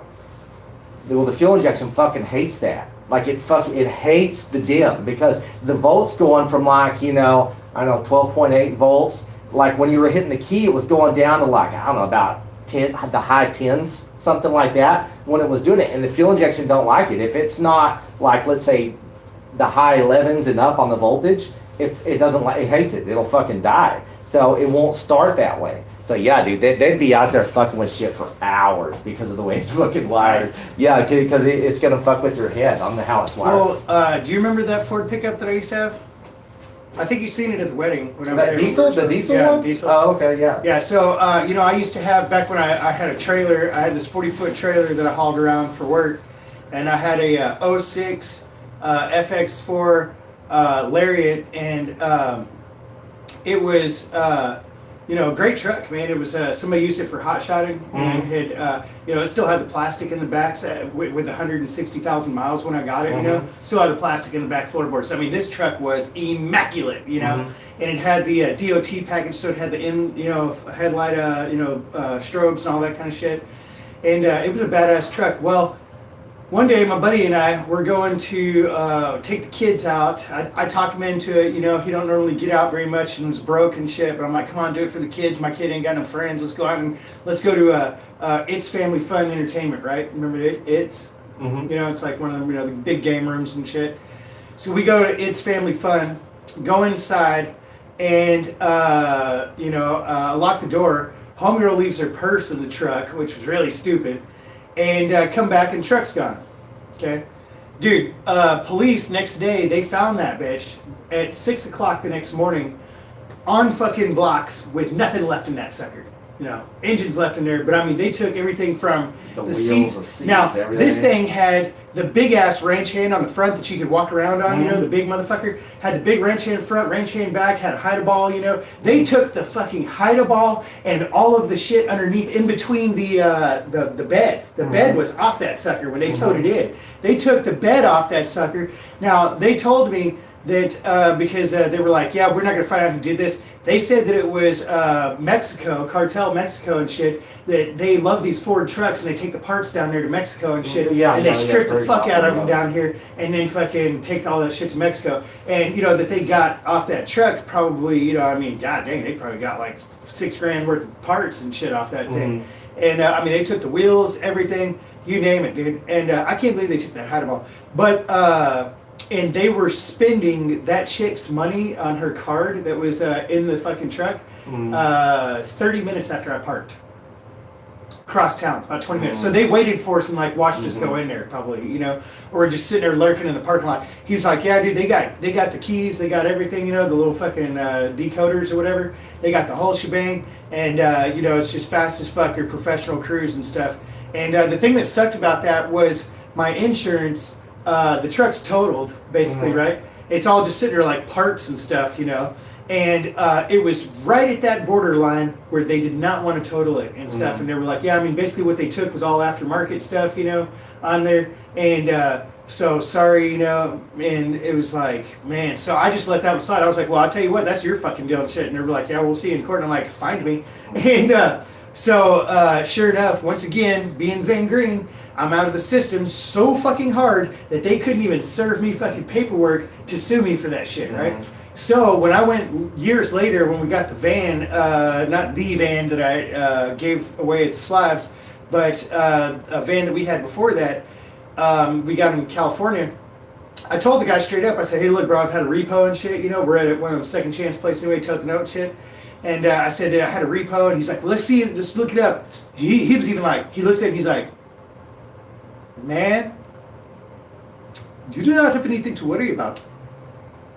This is very strange, but they just wrote it off. They wrote it off, dude. You know, as a tax write-off because they'd spent a year and a half not never going to find me, right? Never going to find me, ever, never. And so, you know, hey, I was bad. You know, that's kind of bad to do to somebody and shit. But you know, I mean, hey, they had the car. You know, they had the car, they had the insurance. You know what I mean? So I just said, hey, y'all all work that shit out. You know. And they're technically the owners, so I'm sure that they could take advantage of that insurance, you know, somehow. Or if not, insurance wasn't going to do anything anyway, and it's their truck. So, yeah, that was pretty fucking epic that somebody just wrote that shit off, you know. And that was $15,000, you know, just wrote off. And when they write that shit off like that, so I'm not trying to like, you know, be a proponent of running from everything and stuff, but I have gotten 3 statute of limitations, okay? 3 statute of limitations throughout my life. 1 6-year federal and stuff, dude. A written off motherfucker like this and shit, where they're just like, we can't even find you and stuff, never mind and shit. And also, I tried to get served with some paperwork about some shit a long ass time ago that had to do with an assault and stuff. That shit never happened. You know, never could serve me with that shit. So, and one time, a long time ago, I've told you guys this story is I was always the irresponsible one. I've never paid for my tickets. Years later, I've got like, it was like something like 11 tickets and a bunch of other shit, dude, just built up, and warrants for my arrest and all this kind of stuff. And I get pulled over, they haul me in. Every single one of these tickets was past the statute of limitations, okay? Now, here's where things get weird. This is a no bullshit story. This is a classic case of whatever you want to call it, bureaucracy gone wrong, civil whatever gone wrong, all whatever you want to call it, right? Is that I go to jail for this, right?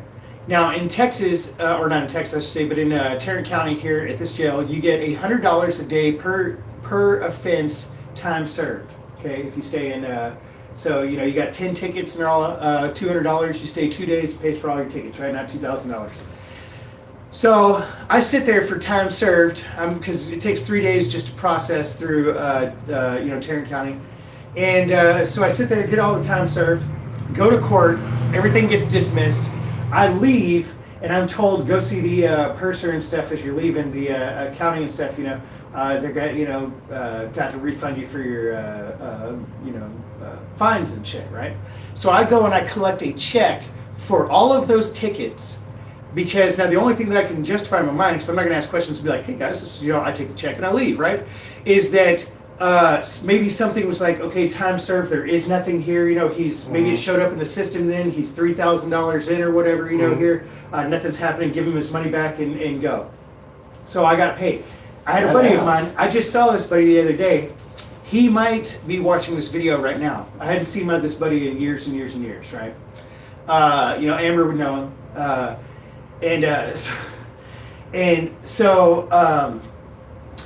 But he got pretty pissed at me after this, right? Because he was always kind of like, hey, I paid all my dues, I paid my fines and shit, getting in trouble with you over all these years and stuff, you know. You always pulling this bullshit, never fucking took responsibility, and then you fucking and you're gonna get paid for it and stuff. No, fuck this shit, dude. You know, and I see he looked at me with a frown. You know, he was kind of like, you know, I'm fucking, you know, you know, you can imagine, right? And but yeah, you know, that was the other time. So you know, sometimes, just like watching the old horror movies, like Nightmare on Elm Street, Freddy Krueger and stuff. When it comes to the boogeyman and that shit, that's really, you know, you hear people talking about like. The man just trying to keep me down and shit and do all this stuff and everything, you know. But if you just turn around and ignore that motherfucker, the boogeyman and shit, like they ain't even there, it goes away. That's what you have to do to Freddy Krueger, right? You just turn around and be like, bitch, you ain't there. I can't even see you and shit, right? Gone. Sometimes that shit really works, you know? Man, that's my public service announcement for tonight. Man, you're talking about your truck getting stolen like that. One time it happened to us when we had a Super Duty. So we had a crew cab gasoline one. You know, it was an XLT, but it wasn't a Lariat. Like the V10 and shit? No. It was a V8. It was a V8 one. So you know, a little bit lower on the totem pole, and you know, because I worked at the dealerships, you know, I mean, I got a really good deal on it. It was used. And so one night we were eating at Chili's, and just sitting there eating at Chili's, and it was right around Christmas time, and we come out, we come outside, and the passenger side window's just fucking shattered, and there's a socket, you know, on the driver's side seat, where so they threw a socket through it, and they stole my insurance card and my owner's manual. I'm like, why do you break into the truck and just fucking steal that? And so I'm racking my brain. I work at the Ford dealership. The reason they stole the goddamn the owner's manual is the key code's in it. Like, it's got a little pocket, and you put the key code. When you buy it new, there's a little code that comes on your key ring. And it's like however many digit number. Like then it would be like 4 and then X. And so if you've got that, then you can go to a dealership and they'll make you a key. Like I would always want to make sure they own the motherfucker, you know. But a lot of people wouldn't. A lot of people, if you brought that tag, they thought, dude, you own the thing, you know, because you gotta know where you put that thing. So no one would question. I would question. A lot of people wouldn't. So what they did, they were gonna go get a key made, and then give it some time for me to get my window fixed and steal the fucking truck. And so I figured that out. That's why they took my insurance card, so they have my fucking address. So the first night, I waited outside. I mean, after this was done, we talked to the cops. I fucking waited outside all fucking night. And so I think about 3:30, these motherfuckers come up in this old ass fucking like Chevy diesel truck. You know, I could hear it way coming down the street. And then they fucking pulled down and just fucking sat there and shut the lights off. And you know, I mean, you know pretty much right around you what everybody drives. I know it didn't, belong there. So anyway, so I started walking up to it, and they fucking started some bitch up and fucking took off. So I chased them trying to get their plates. And they started doing some crazy shit, so I couldn't get their plates. So I knew that was them. So I'm like, okay, man, they're gonna try something. So I had to get the locks changed. Well, before I could get the fucking the locksmith guy to fucking change out the locks on it and rekey it, I made it where it wouldn't run. So I started disabling it. To where even if you're in there hot wiring it or you got the key, it's not gonna fucking run. Mm-hmm. I started doing real sneaky shit, pulling different fuses and fucking taking them inside where you couldn't even, like put something in it to make it work and shit.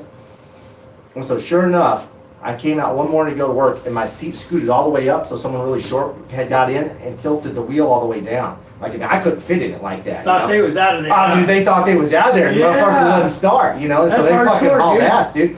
But so yeah, and so then I think the very next day after that, like I had to go that whole day worrying about it, but then that next day I got the locksmith dude to change out all the locks And so then it's like I had the code. No one else did. You couldn't look it up, nothing. And Dude, so, see, I'll tell you what I'm tripping about right now, and you know, and I gotta say, I've done this plenty of times myself. I'm like, sit there and I get awestruck, and I watch something, and then go, holy shit, why didn't I videotape that? Is if you'd have had fucking camera. Oh in yeah, that was back before. That would have been a popular, gazillion fucking view video right there. You know what I mean? Yeah, it would have been badass if I could have, caught him in there fucking clicking on it and nothing happened. Yeah. Yeah, dude. Uh-huh.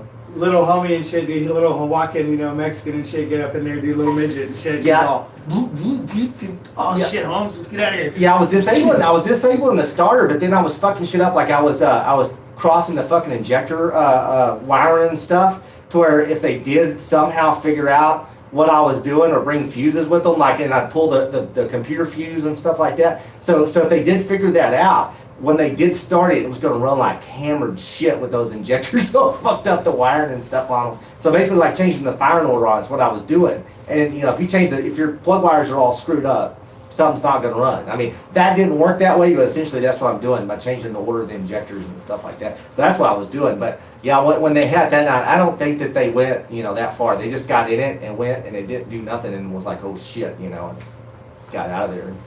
That's fucking hilarious. Yeah. Speaking of people, like you said, paying attention about the keys and stuff, and about how, you'd ask and stuff sometimes or not. And when I went to Home Depot to go fucking work that job, I'm just doing circles around the doors and shit, Mm-hmm. and waiting for somebody to show up. And as I'm going through, I see there's about 5 kids that are all way too young, to be working that late at Home Depot and stuff. Clearly, they got proven that tonight. And they're all sitting there talking in a circle, and they're supposed to be the cashiers. And this motherfucker comes walking past them, this Mexican dude, with a flatbed cart full of power tools. Mm-hmm. And goes, have a good night, guys. Walks right past them. They sat there and they continued talking for about a half a second, and then one of them said, wait a minute. We are the cashiers here, and he didn't check out. You know what I mean? And I was like, oh my god, this shit just happened and stuff. I was like, I wonder if anybody's gonna chase him. And I had that moment too where I was thinking like, do I want to chase this fool, or do I get cops and shit for what he just did? I don't know. I'm just trying to go to work tonight. I don't know if I want to get involved in this. Let's just see what happens. And maybe if one of them runs out there, like, I'll go and fucking, but I'm not going to go by myself and do this shit. But I'll back somebody up if they're going to go out there, right? So I was like, these are a bunch of young guys. If they go chasing after him, I'm going to go outside. That's what I'm telling myself, right? Well, they're just like, what do we do? And one of the girls is like, well, I think we got to tell somebody. I mean, I'm pretty sure, like, that guy just walked out with that stuff. And so she asked the lady at the customer service desk, like, hey, did a guy just check out with a bunch of stuff down there? No. And it's like, yeah, well, this kid walks up to him and he's all...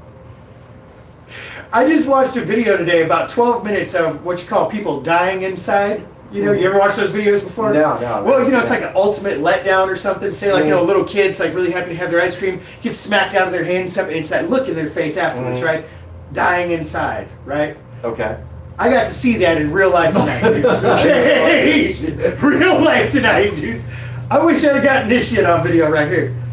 This fool walks up to her and goes, he's probably about, he had to have been probably 18 to work there, I'm assuming. But he looked like he's barely 18. And he walks up, he's like, I think that we might have a problem. She's all, what's going on? He's like, well, there was this guy, and he starts trying to water it down. He's telling her, and she looks at him straight. She's like, well, what did you do? Did you not even ask him if he needed help or say anything to him? Or were you just sitting there talking with your little girlfriends? And this boy, he's talking about going, he's all. He ain't got nothing to say.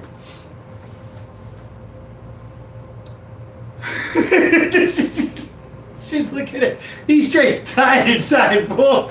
He just saw his career flash before his eyes and shit, dude. He just saw his street cred with these chicks flash before his eyes, because this dude's sitting there, the only guy with like 4 girls and stuff, right? And obviously they're sitting there all flirting with each other and shit, right? And so now he's got to go to school the next day and be like, yeah, I just watched the fool walk out, and then I died inside, and I told him, like... Most of the time they tell them don't run after them nowadays, So Sure. And I guess not there. Well, but he could have said, howdy, sir, you doing all right? You want to check out stuff? He says, so his answer, after about a full minute and a half, it seemed like, of him trying to figure out what the fuck to say next, he says, well, it all just happened so fast, and he acted like he knew what he was doing, and he just said, good night, guys, have a good night. That's the whole thing. They say, man, if you look like you know what you're doing, no one's going to question you, you know? Exactly. Mm-hmm. Look like you know what you're doing, no one's going to question you. Back when we were bad, dude, you know, hey, Carrie's going to hate it that I talked about this, but back when we were bad, she was a naughty girl, you guys know this. They done looked her up and shit, they saw her little profile and stuff, you know, or what do you call it, mugshot? We was the Greenback Bandits, dude. And we figured out that if you went into like Target, right? I let the water run. See, I'm gonna get some water. But I just let the water run because this is a cheap ass motel and you know they have fixed their pipes and forever. Yeah. I'm just gonna let that water go. Okay, so we were the Greenback Bandits. If you went to Target, and this is, you know, of course 15 years ago, they might have figured this trick out, and you had your little reusable bags, you know. First time this happened, we weren't even really planning to, you know. And so we go to get some groceries, realize that we didn't bring a cart, we got these green bags, just put it in the bags. Then homegirl's like, you know, I want some Starbucks. Well, Starbucks is right next to the door. So we get Starbucks, we're sitting there, they give us a receipt, Starbucks, and we got our bags full of groceries. Realize that we have a receipt, Starbucks, bag full of groceries, we're next to the door. So we just look at the door. Snizzy's like, I can't believe I'm hanging out with this fool right now. I don't take Snizzy as the type to really go do any stealing and shit. But hey, that's big box stealing, not mom and pop and shit. This is ethical fucking, you know, war and shit here. So I said, okay, let's go out the door. We didn't even have to say it to each other. I think we honestly just looked at each other and was like, yep, later, dude. And walk out the door. After that, realized that was the key right there. Greenback Bandits and shit, dude. All those motherfuckers look at it because, you know, they can't make really contact with you. And I've realized this, that when those the people that are checking the receipts and stuff, because you know those people that refuse to do the receipt refusals and shit on YouTube and stuff, you know, and cause some drama or whatever.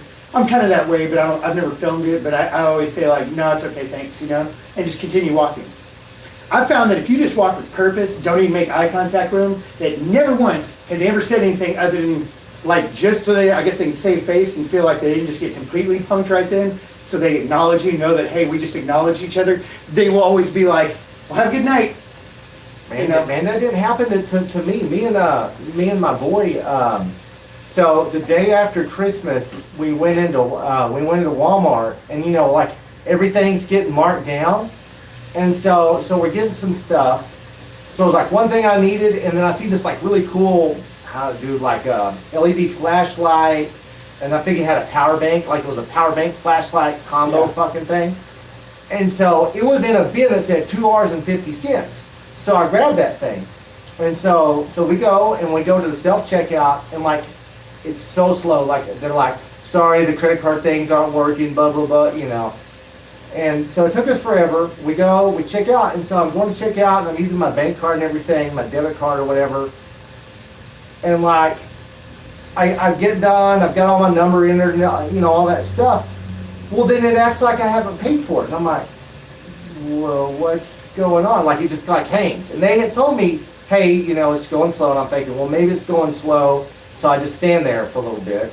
And it's still just hung. Like, okay, I've already paid, but nothing's happened. It's still showing this amount on the screen. So I'm going, and I'm just going to rescan everything. So I get it out of the sacks, and I go and I stick it over here to rescan. I'm just going to do it again, you know. And I thought, well, I'll just call the bank that, you know, bills me twice or whatever. So I go, well, it prints a receipt. I'm like, prints a receipt, and I'm cool, okay? I don't look at the receipt, like I kind of glanced at the total as I'm putting it in the sack, just like it caught my eye. And it was close to what I thought it should be. Like maybe it was, like, I don't know, went in my head $1 or something too low or something. So I think I'm good. And so anyways, I'm going to walk out. And that buzzer thing goes off at Walmart. Yeah, and I'm like, it's that one item? I'm like, what the hell, you know? And so I'm just gonna keep walking because I've already spent all this time waiting on this thing, and I'm kind of mad. And so yeah, that lady takes off running after us. Let me see your receipt. So I show her the receipt. So she looks in the bag, and she's like, this doesn't match up. I'm like, what do you mean it doesn't match up? She actually looked at all your stuff. She looked at, well, I only had 2 things. Oh, and then she started showing me. She's like, well, it just filled out this, you know? And I'm like, well, I scanned both, and I told her everything that happened. She's like, well, you know, you can't leave. I'm gonna have to take this, and I'm like, well, okay. So I go look at it. I'm like, well, the thing that was on sale was the only thing, that combo thing, the power bank and the LED flashlight was the only thing that rang up. So it was like $20-something, and so the other thing I was buying was like $20, and so that's where the price thing was real close, and so it didn't scan the other thing I had, you know, because it was like $20 plus the $250 or whatever. So that's why I didn't worry about it. And so she shut, and I'm like, well, hell, I'm like, I don't want this thing for $20-something. It was supposed to be 250 cents. And so yeah, he's like, well, you're gonna have to go back and pay for it. So it's like by then the line had grew at those self checkouts. And I'm like, so, you know, basically I'm gonna spend double what I wanted to spend. So then they're like, well, and so I start talking to the little manager dude that's over there. He's like, well, you're gonna have to go to customer service. And I'm like, look, you know, I explained to him what happened. I'm like, dude, you can watch the damn tapes if you want to. And I tried paying for this stuff. Can't you just fix this real quick, you know? No, man. So the day after Christmas, we had to stand in line at that freaking, you know, the customer service thing with everybody with the returns, and wait and let them fix it. And it sucks. I'm not supposed to be on my foot. Did you even end up buying it? No, dude. I just bought the one thing. That the other deal that was supposed to be on sale that wasn't. You know, I just took it back. But the thing I wanted, the thing I needed, didn't get on the receipt. So yeah. But that, yeah, she ran after us. So yeah, I mean, I'd watch it if I was, especially at Walmart, if I wasn't, you know, doing something right. But yeah, it sucked, man. You know, I was like, you know, hell, I was like, man, I don't know, you know, are they gonna freaking like call the cops on this? You know, because she had stopped me, she got so mad about it. And I'm like, well, you know, dude, they got. I'm like, they'll watch the tapes. I'm like, they'll watch the tape and they'll see me, you know, put both things in front of it and swap my car. You know, so I'm like, I'm sure that nothing will, you know, go wrong if they actually look, because the cops gonna want to see the tape. I would figure before they cuffed me or something over, you know, $20 fucking. But yeah, so anyway. Well, under $50, they let you go anyway. Oh, okay. You know, it's a ticket. Straight, you know. Yeah, but I wasn't trying to take the stuff. It was, like I said, it was just the day after Christmas. So I'm never going shopping again the day after Christmas after that deal.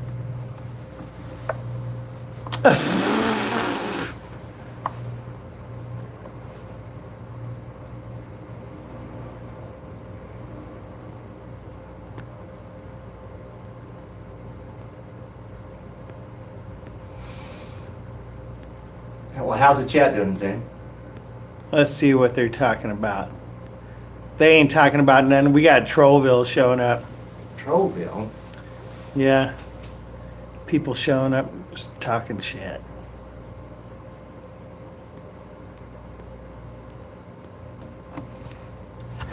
Let's see. Trying to see if you guys are actually talking about something.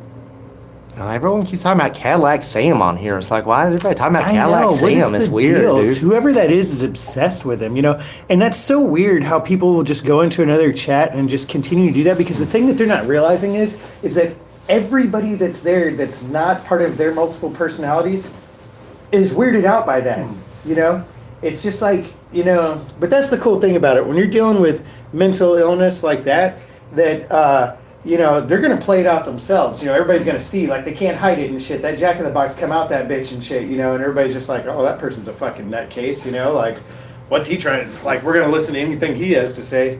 I mean, I don't know. When I do the mod, that's kind of how I figure it goes. I don't know. I'm probably too nice, though, you know. I mean, unless they're just, like, totally beating up some poor person in the chats, I mean, it's, you know, I mean, it doesn't usually bother me.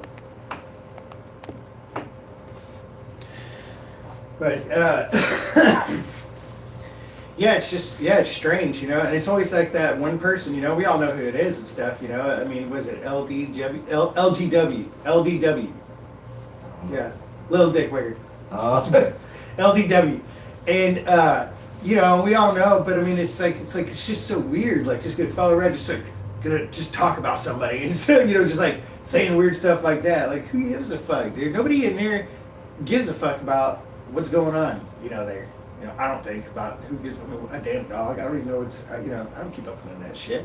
It's not even relevant, you know, here.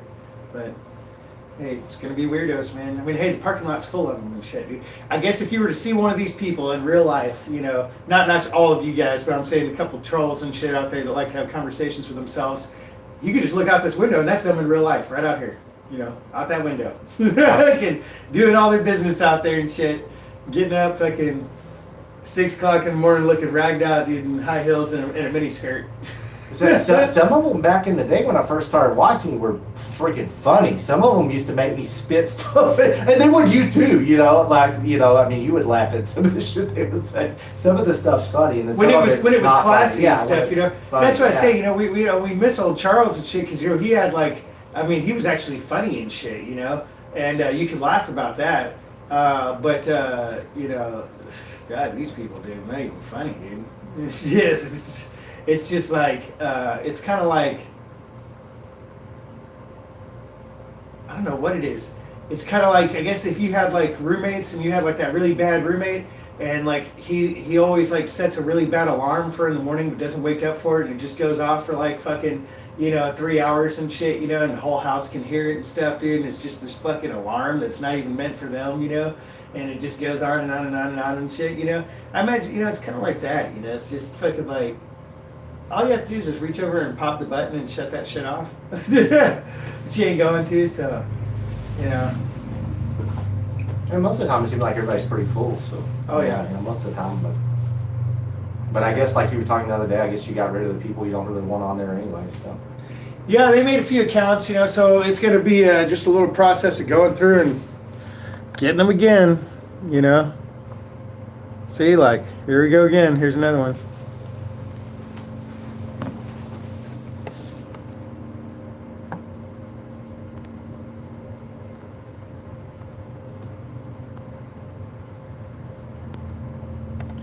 So, but it is what it is. We continue on. We still try to go to work. We came, we saw, and you know, tomorrow we're gonna work on that wire wrap, and then I'm gonna be that stuff's cool, man. Yeah, I'm gonna edit together a video on that one. Yeah, definitely. It's cooler in real life for damn sure.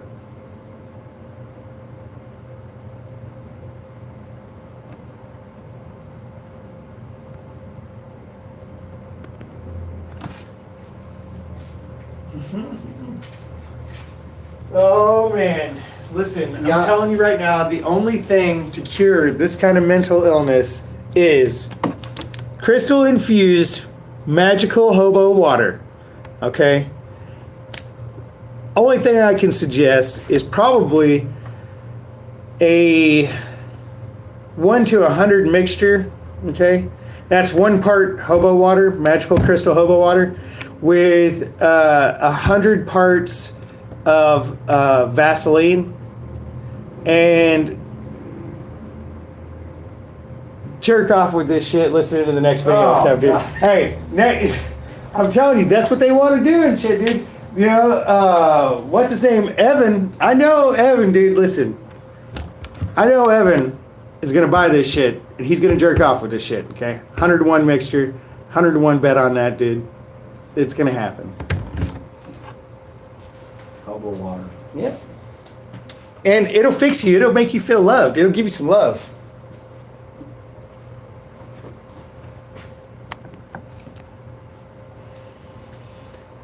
Oh man, I don't know if I'm gonna make anything to eat tonight or what. I don't think I'm actually hungry.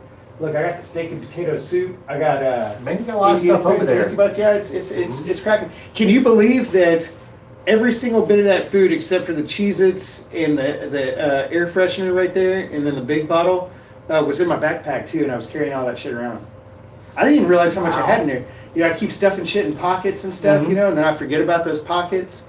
And next thing you know, I'm hauling around like 20, 30 pounds of food and dumpster diving thinking I ain't got nothing. But yeah, your pack looked fucking heavy, man. I seen you set that down several times. It looked fucking heavy. Well, you know, it was dense, you know, because everything was just packed in so, you know, tightly and stuff. And I had it cinched down, but yeah, it was really surprisingly light. You know, it was about 60 pounds, and you know, and I've gone with way heavier, especially since I had rocks up in there. Mm-hmm. And yeah, dude, this pack right here is like a dream too, wearing it, you know. I mean, it's about a half inch too short, even all stretched out, which kind of sucks. So it still applies some pressure to the shoulders. You know, you're supposed to have like the two fingers, Mm-hmm. right? You know, in between your shoulder straps, so you don't actually have the weight pulling on your shoulders. Mm-hmm. It's just kind of on the front going back. Mm-hmm. And I can't do that. It's like kind of like firm right on my shoulders. And Yeah, that's cinching it down pretty tight, huh? I mean, that's what that means, or does that mean it is kind of loose? You know what you're talking about? that means I'm cinched down I'm let out as much as I can, but Uh-huh. you know, it's cinched down to where it actually holds against my body and stuff. And it's It's pulling on the front is what you're talking about. Having no, it's supposed to. Yeah, it's Yeah. supposed to pull. You know, more like right here and just pull it kind of against your chest. You know. Okay, and not that- like sit on your shoulders and pull down. Okay, you know? yeah, that's what So- they told me with the backpack lures, because you know, Yeah. doing the landscape, and they would say to tighten it until you could feel it, good and tight on you, and it would make it lighter, walking around. And Because you want the weight just to really be on your hips and stuff, Yeah. and not on your shoulders. Okay. So everything's on your hips, and then it's just kind of balancing really, Mm. on your chest. And so, but it does, compared to that frame pack that I was carrying around and took with me last time in Texas. It's a fucking Cadillac dream, Mm. yeah, the backpack lures I was hauling around were like 25 pounds, and then you said you're running like 50 and 75 pounds, aren't you? Yeah, What you're between running? there, yeah. Depending on if I have water or not, basically, Mhm. Let's see what anybody's talking about now. See if anybody's trying to.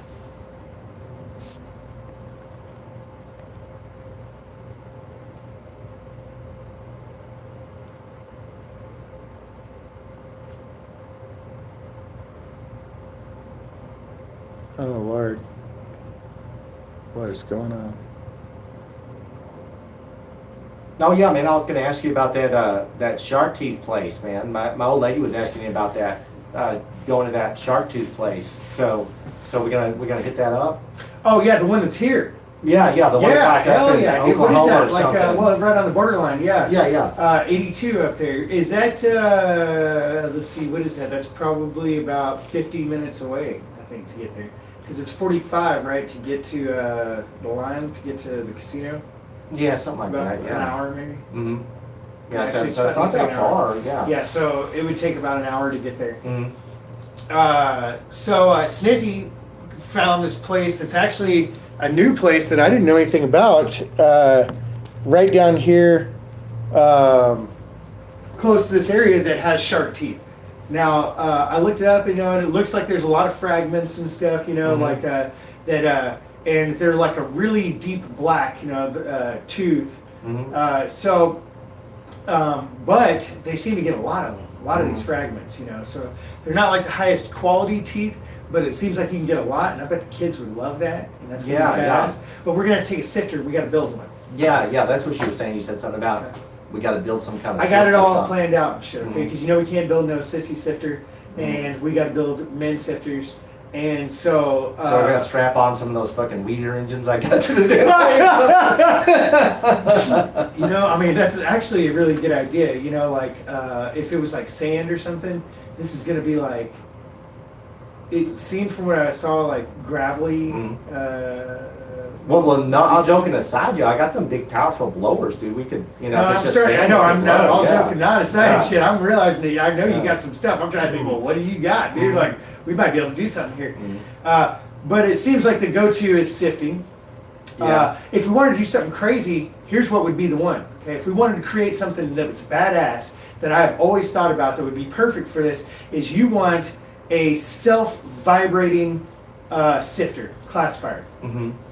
that you can add several layers to. Because somewhere out here you're talking about micro teeth and big teeth and all this kind of stuff. And if you save them all in one, then you're going to end up with a lot of rocks and shit like that. So Yeah. you want to kind of classify. Now, the best one that I have seen is a 5-gallon bucket, 2 5-gallon buckets.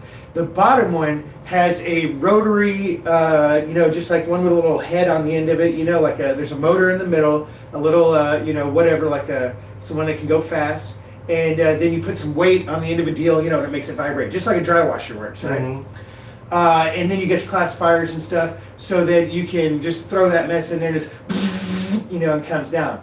Because the hardest thing about sifting is that shit tears the shit out of your back and stuff because you're doing this, dude. That's the worst shit you can fucking do. You know what I mean? And that shit tears you up, dude. So the real setups that I've seen when it comes to sifting is an A-frame with it hanging, dangling so that you can just go like this, right? It's pretty big and bulky. Or I've seen guys with, they'll have a set of 2 legs on it.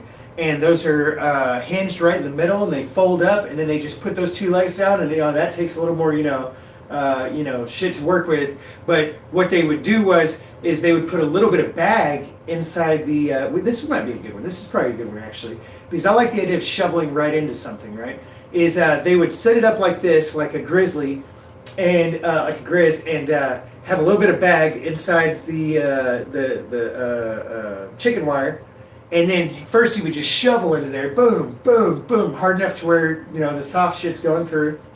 Then once that bitch got full and it was like starting to overflow, then he would just pick it up like this on those legs and just go back and forth like this, boom. And it's just hinging on those, you know. That's a pretty good one. We're going to need a sifter that's like, to really do damage.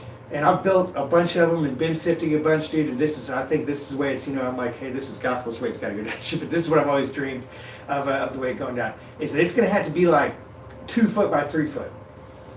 Handles, you know, 1 by 2 construction. And that's basically just, it's real simple, box within a box, you know. So that way, you know, you got that lip inside that you can set another one in, real simple. And then the screen is inside the lips, you know, the part where it's half over. You know, imagine 1 by 2, 1 by 2 like this, right? Okay, it's actually like this. So then the other one sits on this part, you know, and then the screen goes whoop, whoop, in there. Simple construction. We can do it. Yeah, but maybe we should go for it. Should we try and do a vibrator? Yeah, I don't know, man. We can see what we can come up with. It'd be cool, like, if we could figure out something with a pulley, you know, hook to one of those damn motors. Like, what's just run through my head is I have that one, there's a riding mower in my backyard with the deck off of it. And so, you know, like they always send power back to the deck to make it turn. Well, it's like, dude, you know, if we had a belt that could come off where it's engaging that clutch for the deck instead of going to the deck, because the deck's gone, you know. It's like I basically just made a little, you know, go-kart for my kid, Okay. and then like send it to whatever and just have it spin that when you hit the, like, you know, to turn the blades on, it just does that. Okay, wait. That could be cool. So you're saying that thing can power possibly an attachment? Can it? Do you have something that can power an attachment? Yeah, that's what I was thinking, because the deck isn't on it, you know. So like you know, your engine's in the front on those riding mowers, and then there's a belt that goes back to spin the blades on the deck. So I've got this pulley just sitting there spinning, doing nothing, you know. Okay, we so could hook something to it. imagine That'd be this: cool. a combination of a what do you call it? Like I guess hoe, you know, like where they, you know, where you drag them and shit, the hooks, you know, on the ground and shit, right? And till. Is that what you're doing? You know, I don't know what you call it when you're dragging behind it and shit, but if you're using it like a tractor and you're it could do all kinds of shit like that. Right? Yeah, okay. that's a shit. So imagine if we could have something that could say go like 6 to 8 inches, dig it up, and then we have a simple system, somewhat like how they catch golf balls out there. You know how they just scrape them up and shit. Yeah. And that it catches the aggregate, the material, letting out the dirt, okay, and just dragging up a large amount. Because, you know, of course I got, you know, I don't want to go overboard on it. I'm thinking, like, I've seen some people get a lot of teeth out there, and you can get some big ones, and you can get some good ones, but it's few and far between a lot of the broken ones and shit, you know? Real poor material. The trailer in my driveway, it pulls that trailer like it's nothing, you know, so yeah, it'll pull. Yeah, it'll definitely move a little bit of dirt like that. So, am I just like, am I tripping thinking about like a golf ball tilling machine? Yeah, we just have to see if they'll let us use it there. That'd be the only thing. See if they'll let us use it. Snizzy. What is just this? saying, man. No. Just Let me tell you the art of the hobo, okay? Rule number 1 in hoboism is it is way easier to say I'm sorry than to ask permission. There you go. Sorry, dude.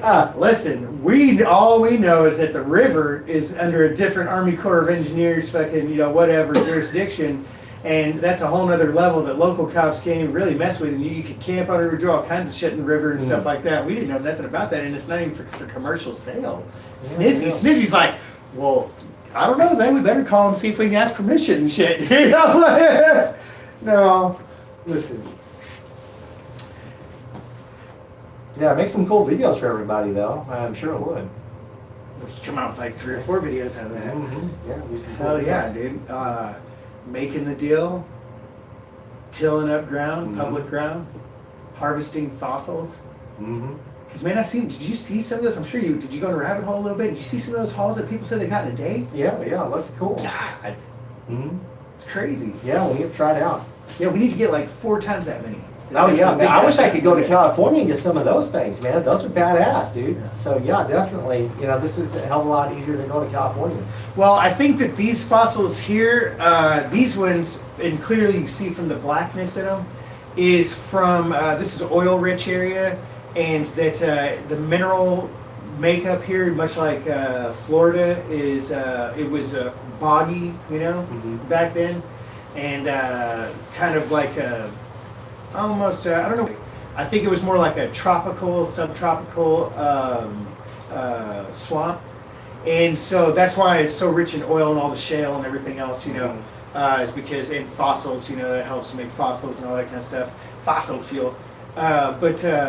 You know, but it gives them that black, nasty color. You know, that's what's so beautiful about these Bakersfield woods is because we're talking.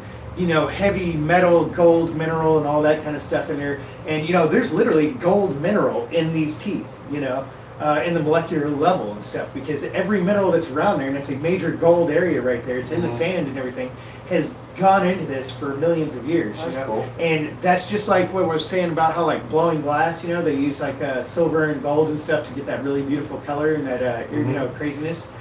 Color changing is much like you know, the effect that you have here, you know, so that insane beautiful color pattern is from all that, you know, mineralization over the years. It's wild, dude.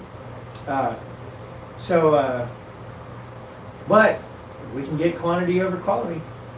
There you go, man. Sometimes it's better, right? And everybody loves shark's teeth no matter what. I mean, they still sell bunk ass, you know, Moroccan beige shark's teeth that ain't nothing, dude, on eBay and stuff for, you know, $10-$20, you know, and that's like, God, dog. Sometimes you don't even know if those things are real. You should see me at the beach just trying to find one. I mean, it's easier said than done. Like all the times that I've been to the beach, I found one broken shark tooth. That's all I've ever fucking found. I look every time I go.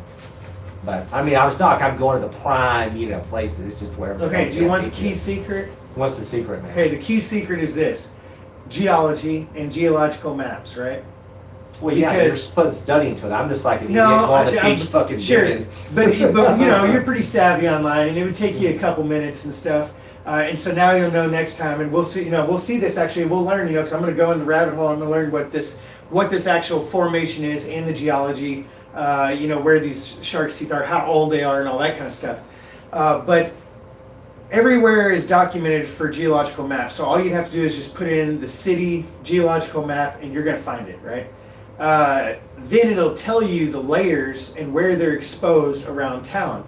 It's real simple on the beach, right? Because it's just, you know, it's a line. You don't have to really worry about too much. And a lot of times you can see the creeks and stuff. There'll be a whole different color, you know, kind of like a topographic, you know, setup. And then once you look up, say, just Shark's Teeth Beach of wherever you're at, you know, it's going to end up telling you, if you go into any sort of pages, what the formation's called. You know, like the one for Bakersfield Teeth is Timbler C Formation. So now you're going to know what formation, you're going to see pictures of it, where it's at, and you're going to look on the geological map, and you're going to see that the coastline is made up of a whole bunch of waterways coming down to it. Mm-hmm. Those waterways are always the traveling path of fossils.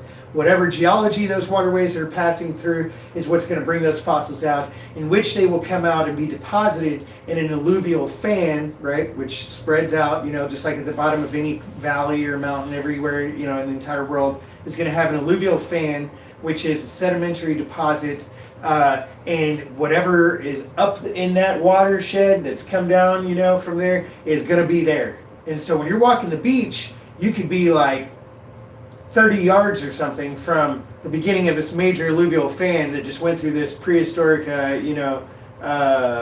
layer and stuff, where all these teeth are coming from and washing down over the years. And then, of course, they'll go down into the water, get re-washed up, just like shells and stuff onto the beach. And I think that's why these teeth are so damaged, too, is because they're what you call a reworked deposit, meaning that it was already fossilized as a layer, how many ever millions of years, 30 million years ago or whatever.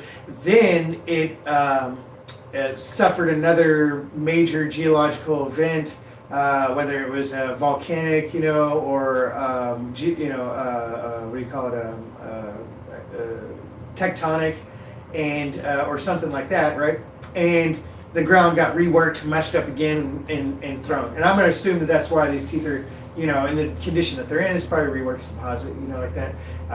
Like these are too, actually, but it was a soft rework. They just was a mudslide that came. So all that meant was that you might find like perfectly preserved bones, but you might not find the whole skeleton because it's scattered over 20, 30 yards. So when you got there and you had your hammer and screwdriver and everything, did you ever think that you were going to get that much and that kind of teeth, or was that like a dream and it just came true that you? No, I knew that I was, because at the time I had nothing but time, and I was going to stay until I did. Okay. And what I told, it was like perfect timing, because this was after Kara had contacted me, and I knew that I still needed to just finish my hole, so I stayed for one day. After Kara talked to me, I was there for one day before I got on a Greyhound and came back. And I had already found that tooth by then, and so I told Cal when he came back to visit me, he was like, so what are you doing? Are you staying or whatever? And I was like, no, dude, I'm heading to Texas. I said, I'm happy with this one. This is the one. And I just told myself that unless I found throughout the rest of the day better teeth than that, like I was following a honey hole, then I wouldn't get, because it's hard, when you're chasing treasure and you keep getting valuable teeth. I mean, I pulled out, about $3,000-$4,000 at eBay prices, double that in a rock shop of shark's teeth, right? And so, you keep getting, you're like sitting there thinking like, that's in a couple days, like what more can I get tomorrow, the day after, I'll have like the biggest collection in the world, and I'll get the Megalodon tooth, And so, that's the way my brain works. And, no, I just set it a hard limit right at that, and was like, that's the one right there. People have found Meg teeth there. They're damaged, they're not like in kind of plentiful amount that they are in like the east coast. I mean, but they are there, and people have found 5 inchers, right there. One of the guys that I met there, he had found a 5 incher, and yeah, that's the hardest thing about treasure hunting is not getting locked in. I mean, that's basically what I ended up doing in Mexico, right? I get to Mexico, I get down there, I get into the mine, I get down into the mine, I look at the gem vein that I'm looking for, and I go, I ain't got the tools to get this out. Like, what am I going to do now? I need a hammer drill and some fucking quarter stick dynamite at the minimum. Now, was that the video where everything was like sparkling? Is that the one? Yeah, that's the one. And it's hard because I didn't have any proper lighting to show that, but that's aquamarine and tourmaline veins. Those veins. Those veins are worth shit tons of fucking money, right? And I'm sitting there just looking at that shit like, dude. And I spent probably the next 2 trips that I went back for more supplies and going back, convincing myself that I'm going to work out a plan, that this is going to work out. I'm going to fucking, I don't know, chisel at it. So I tried a couple times going down there and chiseling, and I got shit falling down on top of me and stuff, and I'm thinking like, damn, dude, I'm going to have to build this up, like I don't have to bring timbers in here and shit. And so I was locked in on that, though. I mean, I was sitting there starving, dude, out there. I mean, starving. And y'all seen what I was getting. I'm coming in there to that town, and I'm getting like, a thing of peanut butter and some fucking instant milk and shit, and taking that shit out there with me, fiending for tobacco and fucking liquor and all kinds of other shit, at this horrible state. And I'm sitting there just suffering through it, thinking that like, all of a sudden the outcome's going to change, right? Like all of a sudden I'm going to get a hammer drill thrown in my lap or something, or some vato's going to show up out in the middle of nowhere and be like, I seen you on YouTube and shit, I'm in Mexico and I brought you this fucking hammer drill. I mean, that shit might have happened in the fucking States, right? Maybe that's what I was doing. Subconsciously I'm thinking, YouTube's got me, bro. I just got to keep on showing up, dude. Somebody's going to bring a hammer drill. No, dude. No, nobody didn't run no fucking hammer drill. So, you know, I'm going back. I'm obsessed with that because I seen it, dude. I seen it. You know, I put my fucking eyes on a gym vein worth shit tons of money, but I'm so clown shoes and broken fucking busted up shit, I can't fucking even do nothing about it, dude. Can't do nothing about it. It's just a dream. Just like, damn, it sure would be cool. I can just... Yeah, I can see that, dude. But I'll tell you one thing I learned from the experiences is that one of the reasons that I wanted to go backcountry, take a donkey, all that kind of stuff, which I do want to address that actually because it's so hilarious, like the way people will jump around from one thing to another. And this one I just thought was kind of funny because it's so absurd, like so absurd, is there's now like a channel running around talking about abandoned Bonnie in Mexico and stuff. Yeah, see, that's pretty funny. Yeah, something like that. Yeah, Abandoned Bonnie in Mexico. It was making me laugh at the first year Now, stream. Yeah. the hilarious part about this, guys, is that you're talking about a donkey that was wild, okay? Theoretically, by some people's terms, if you're going to be like a donkey lover, you could easily say got robbed from her home in the wild, okay, through a BLM roundup, right? Mm-hmm. Which is debatable on whether or not those are okay. And then sits in this pen. Is a nice pen. She got fed, you know, but in a pen no less, by herself, right? No other donkeys, you know, by herself. Mm-hmm. Gets to go on this adventure with some nutcase and shit, which I'm gonna go ahead and admit she didn't like. You know, mm-hmm. She didn't like it. She started doing things like nibbling at me, biting me and stuff. You know, mm-hmm. Didn't want to do it. Runs away from me and says, "I'm running with a wild pack of borregos out here and fucking, you know what I mean? Like I'm running with fucking wild horses and shit." Joins a fucking wild horse pack in fucking Mexico and shit, and is now back free in a fucking badass location where she can get fed on a ranch and shit. Not even in a fucking pen at the ranch. That dude's like, I don't even want her, dude. She's out there fucking having fun with the fucking horses and shit. Just let her do it, you know? Yeah, well, hell, I was thinking, I bet the guy was glad to get it because they fend off coyotes and stuff, you know? Like around here, a lot of people have donkeys to keep the coyotes away because they'll kick them and kill them. I mean, that's what I hear from the ranches around here. It's their natural predator. I mean, you seen what I went through with Mac and the donkeys there. I mean, it was a battle every time they got around each other. Yeah. Battle, you know? Right. Yeah. So yeah, I imagine he's probably happy to get it, and you not coming back and getting, he's like, well, free donkey, you know? Oh yeah. So that's the funniest fucking thing, you know, and. Well, he knew. I told him, you know, I was like, hey, look, she don't want to come back to me and stuff. She's like, just let her go, you know, she's fine right there, you know. And I was like, fuck yeah, dude. So, I mean, damn, she got it nicer than she had it before. That's for damn sure. I upgraded her scenery and shit, dude. Hey, her scenery got pretty limited outside of El Centro and shit after the BLM roundup. And now, dude, she's out in one of the most beautiful fucking locations you can imagine, dude, at fucking Laguna Hansen and shit down there. And I mean, beautiful, dude. You guys seen that fucking place down there, dude? And she's running around with motherfucking wild horses. So that right there just shows you the level of fucking ignorance and fucking insanity. You know that right there is just not good enough for that poor girl. You know, to be set free with a bunch of wild horses. Oh, hell, maybe they're just trying to be funny. Maybe they think it's funny or something. I mean, I don't know. Well, it is funny. Yeah. I just don't think the way that they thought they wanted to be funny. It's probably like funny hee hee, funny ha. But yeah, that's what I was thinking is, you know, that the guy's probably happy to get it. So. Oh yeah, well see, and the thing that I learned down there is that I feel comfortable enough now that don't need a fucking donkey. Could ride down there. Could drive down there with no license, you know. I done learned all the secret words and shit, you know, like what to say and stuff, you know, how much it costs, you know, to get by without them, you know, how to even get one if you wanted one, you know. You can just go to the police station and like just pay cash for a permit and shit that lets them leave you alone. Basically, it's a, you know, technically when you drive out of the country, you're supposed to have out of the country insurance, you know, and a vehicle that's got some sort of temporary registration with the country and stuff that you might get at the border and such, right? That ain't happening. Mexico ain't doing that shit. Ain't nobody cares and stuff. They'll even rent you cars and shit, you know, without fucking, you know, overseas, what do you call it, insurance and all that kind of shit. And, you know, and so then you just go and pay for your pass at the police station, you know. And that just means, hey, I'm a crazy gringo that got nothing and stuff. I already paid my dues and shit, you know, I already paid my bribe and stuff. Yeah, so you just tell them that. And then you're good. Yeah. Because, like I said, that's something I learned down there too, is that they're actually pretty courteous about that. It is common practice, and it's part of the whole deal to haul out, the white man when they're down. Here we go.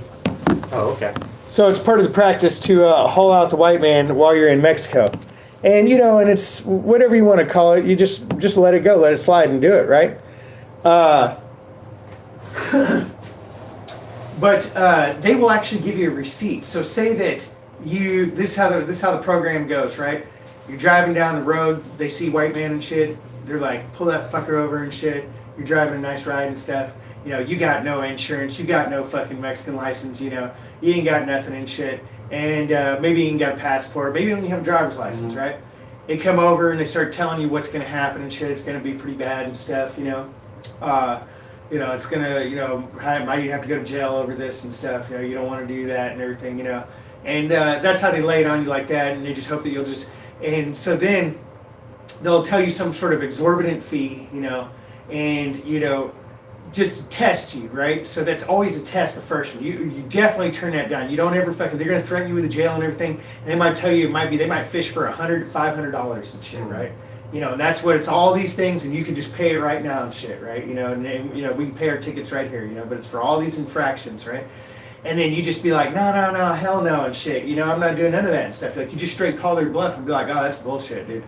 And they'll straight go, man, I'm thirsty. I'm gonna need a Coke, please, And a Coke means $20 and shit, When they say they need a Coke, that is the actual code word and that's for motherfuckers that like live there, get it and stuff, dealt with this shit a lot and stuff. This is their fucking police code lingo and shit. So if you understand what that is and stuff, I need a Coke and shit, you're out for $20. And that basically just means like, okay, we get you probably harassed all the time, whatever, just give me my $20 and get out of here and shit. And that's the way they all are down there, even at fucking apartments when you're at, the crackheads that run the door and shit, they like charge you to fucking visit and stuff, and everybody's just a tax and a fee for everything. So you just give them the $20 and then they give you a receipt for that Coke. And then you carry that receipt for your Coke around and shit, and you show that to the fucking next cop when they pull you over, and you're good for 24 hours, dude. So your Coke is good for 24 hours, dude. What the fuck are you guys talking about pizza, man? Why is all this shit about pizza, and I don't have a motherfucking pizza? I want a pizza. Is somebody sending a fucking pizza here, dude? What is this shit? Oh, no. Super Bowl. Kansas City. Super Bowl, yeah. Pizza. What the hell is going on in here? Oh my God. 49ers pizza? Where? Why are we talking? I want some fucking pizza. Yep, it's the 49ers and the Chiefs. Let's talk about pizza now. Oh fuck. These people done lost their mind and shit. So who's going to win? Who's going to win? Is it going to be the Chiefs? Who's going to win what? Is it? Are we talking? Is this like? Well, they're all talking the Super Bowl, so I just want to remember what's the vote here? All right, so we got 1 for the 49ers, 2 for the Chiefs. Let's see what everyone says. I mean, 1 49ers, 2 for Chiefs. Is this like college fucking softball or what is it? No, man, it's the NFL. We got a 1, we got a 2, we got a 2. I forget y'all take this shit serious. So yeah, taking the football serious. 2.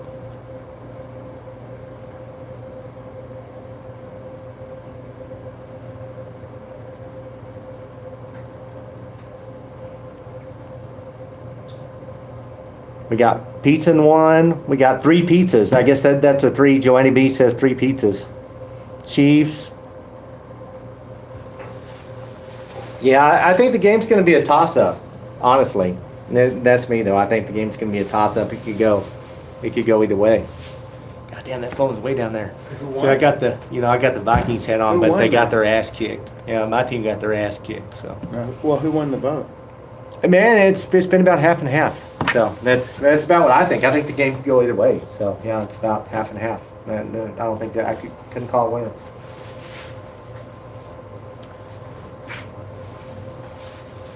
Okay, before any of you goofy bastards go to bed, what is this? Uh-oh, something's in red. What's going on? Oh, he's gonna... got a mod request. You'd smack them all down. You can handle all their multiple personalities. Listen, Handle all them. the only thing that's going to help that is if you can run up on them in the middle of nowhere and sprinkle some crystal-infused magical hobo water on their back when they're not looking. Okay? That's what you need right there. That's what you need. It's the only thing that's going to fix the situation. That's what we need. You know, at first I thought that stuff was white, but I don't, it looks like it almost has a brownish tint a little bit to it too. You know, I don't know. Maybe it's just the way the light hits it. Someone's gonna be real happy with it. I bet. Someone's gonna get real happy with that stuff. Now, if you sprinkle this shit on your feet, go ahead and fine print disclaimer let you know, okay, that if you sprinkle this shit on your feet, you might start feeling a little itch, okay? It's not the itch that you think. You have to embrace this itch and realize that it is just giving you itchy feet and that you are ready to hit the road, okay? That's what that itchy feet is, so don't get scared. You like that one? Look at this crazy. I'm going over here looking at the shark teeth. Look at that thing, and it's angled a certain way, so when it grabs something, I mean that's gonna hook it in like a fishing hook, dude. So I bet it goes points like that, and so when they try to come back out of the mouth, it ain't going. You know, that's my theory. I believe that that's a tiger shark, if I'm not mistaken. That is crazy. Yeah, that hook. I'm just. And it's orange too. That's a beautiful tooth. Yeah, dude, you got really good ones in there. I'm surprised how many you got, dude. Oh man, I'm trying to think if I saved this wire, dude. I got a bunch of this wire that I cut out when I was cleaning my garage the other day. Yeah, listen, I'm your token local neighborhood hobo scrapper. Okay, I'll take all your copper wire, bro. Yeah, and it's gonna give you the jewelry. It's not even gonna go to the scrapyard. I think I saved that stuff. Yeah, I think I saved it. So yeah, if you run out, I got. What we need is a real life mod. Okay, we need a real life mod that's willing to go around, find these knuckleheads that be acting up and acting a fool, and just give them the fucking hobo splash. Just, you know, just drive to them and take the hobo water and splash it on. You have been saved. Jesus Christ. Yes. You have been saved. Well, you gotta do the thing. What is it? The thing on the head where they do that. Right. You know? Yeah. That's right. We need to try that shit. So maybe next year we'll hit Venice Beach and do that. So what are these things here that you got cut open? This. Let me go put some water on this. Okay. It will not be crystal magical hobo water. It's going to be regular hotel water. This is what you call Ellensburg blue agate, which is a rare, what they call cornflower blue. It's kind of hard to see it like this and the layers going down like this, but if you were to look like this, it looks a lot more blue, which I'd have to just take down here, is that it's a what they call cornflower lavenderish type of blue agate, and it is one of the rarest in the world, and it comes from only one location outside of Ellensburg. And so it's technically like a blue lace agate, and depending on how you fix it up and what kind of cuts you can get out of it, it's actually quite expensive and quite collectible. Yeah, if you look up cool looking. Ellensburg blue agate, and this we mined specifically straight from the geological formation of the Teanaway basalt, so it is guaranteed 100% the fucking straight location of Ellensburg blue agate, the origin. Mm-hmm. Yeah, it's pretty cool. I like that one. And let's see, I got another piece here. Oh wow! And then you got this one that's not cut. So that thing that was cut open, that's what it looks like. It looks like a damn dinosaur egg or something. Yeah, it does. Well, see, this is actually going to be my daughter's dragon egg. Mm-hmm. Okay, so I'm going to make a box, and I'm going to acid wash this, so it'll give it an acid bath, so it'll be completely clean of all this. Yeah.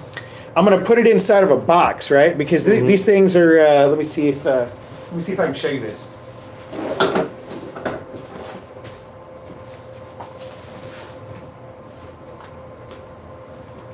Jesus Christ, we're not getting beard to beard yet. Okay, you're not gonna be able to see it with that light because that light's almost dead.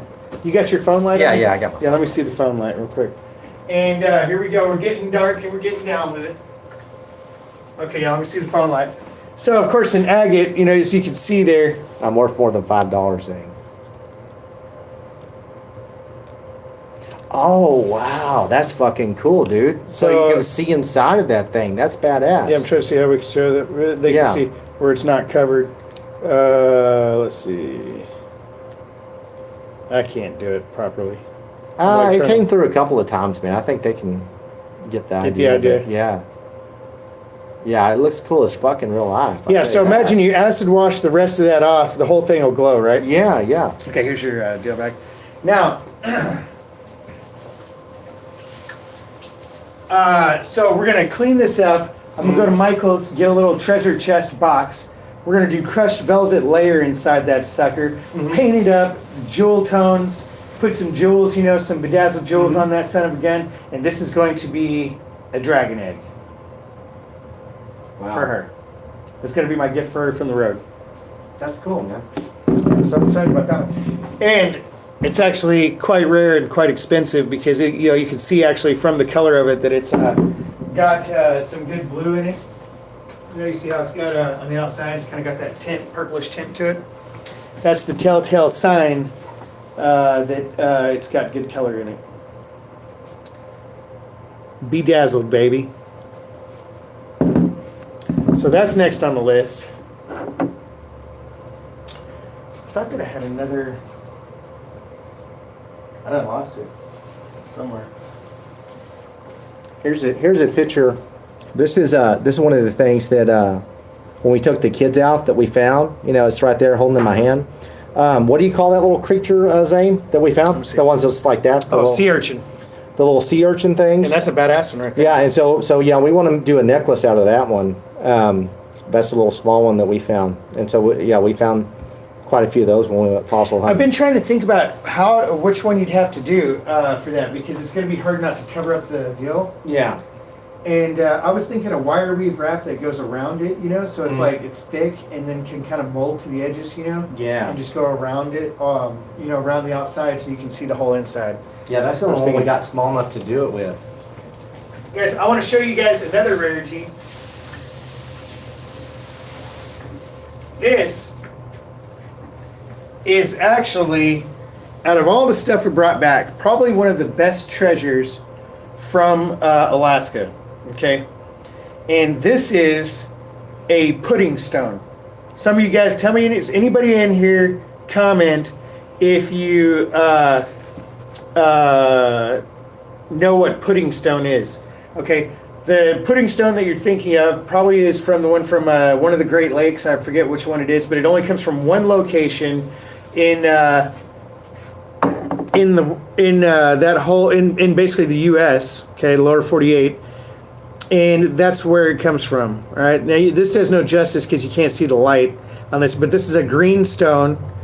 Oh, yeah, I see the green on the inside of it. Yeah, it's a green stone, and it's got a whole bunch of jaspers and such inside. So what a pudding stone is a like a basically almost a melted conglomerate of jaspers, right? So a bunch of little jasper pebbles, things like that, got together in a creek bed somewhere. So much of it. It got super hot from volcanic. You know, you usually find this around volcanic areas. Okay.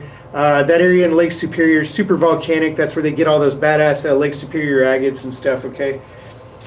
Alaska, very volcanic, up in the Alaska range. You can only get this in a couple locations in the Alaska range. Let's see if I can get some sort of light on this where this shit don't even work no more. Yeah. Yeah, that shit, it done gave its last. And so it polishes up. This isn't polished, it's just cut. Ooh, that's not. Okay. Yeah. I'll show you guys later. It's badass. Just know it's badass. You know it.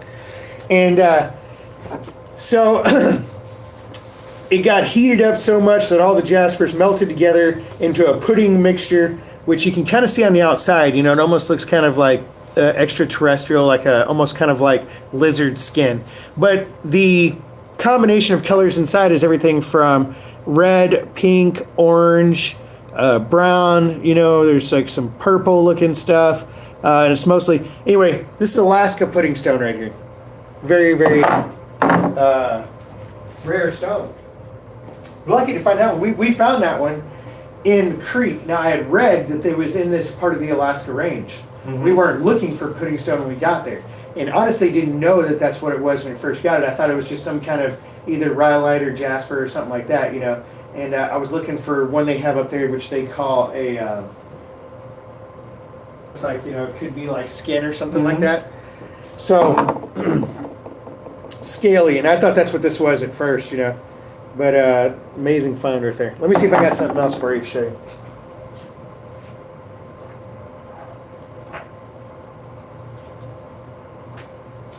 Well, these right here, I'm super proud of.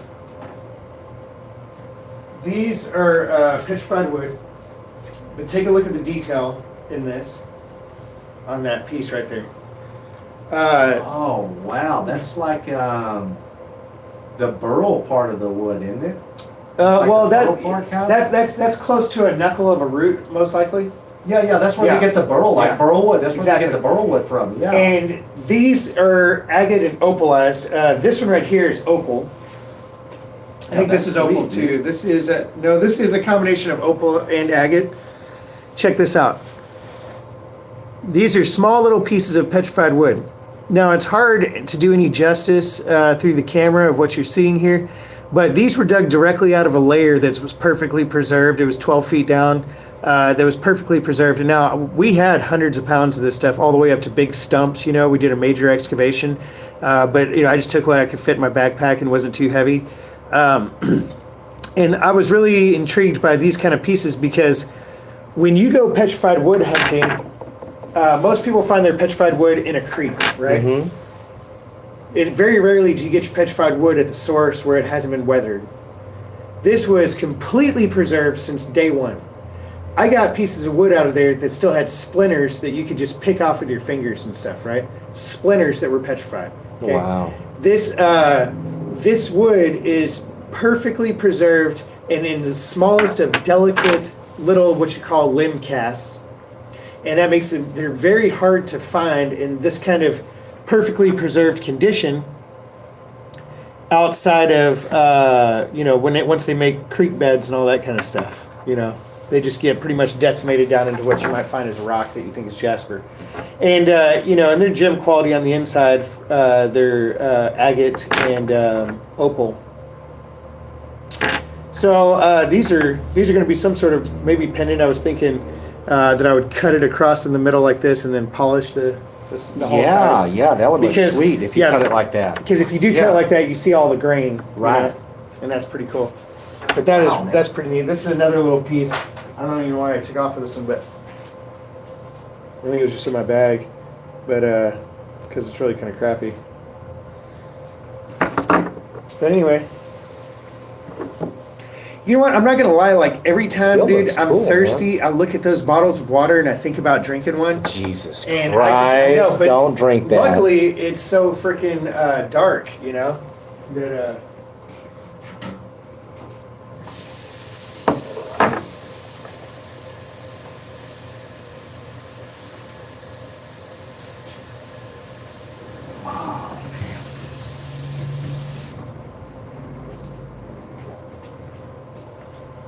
Oh boy, we lost a whole bunch of people with the geology talk. They're like, "Fuck this, dude! I'm done talking about rocks and stuff. We're out of here." The wrong kind of rocks it would be talking about or something. Yeah, we liked it a lot better when he was talking about crack rocks and shit, dude. I mean, who wants to listen to this fucker talk about real rocks? Always reminds me of the dude at the Gold Club. There was this guy, like I met this guy down at the gold spot where we were at down there in the desert, right? And he was the guy that dug the pit that, you know, been coming back and had the nice machine, you know?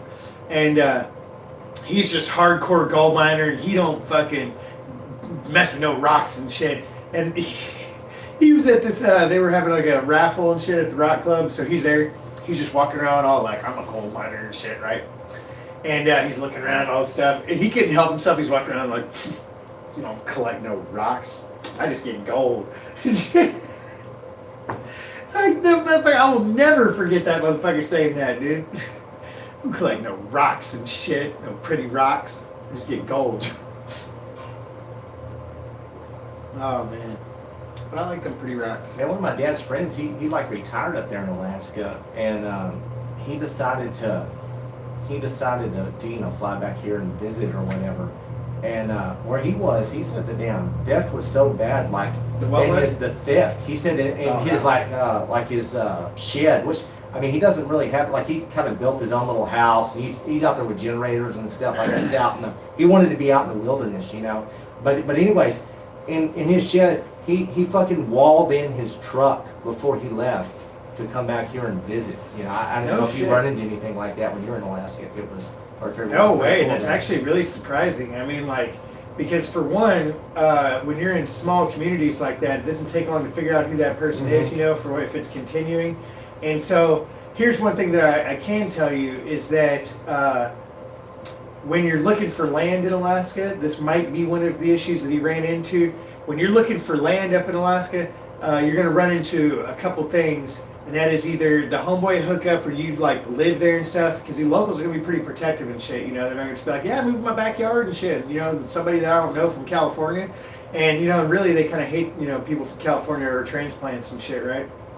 So you have, especially with all these TV shows about off grid and stuff, you got these developers and stuff, you know, who are trying to cash in off the off grid living. And so they will buy big parcels and stuff, right, and just bust them up into 4 or 5 acres of off-grid living, and you know, and it's in the forest, and you might not have neighbors for the longest time, you know, until fucking way later and shit, you know, or something like that.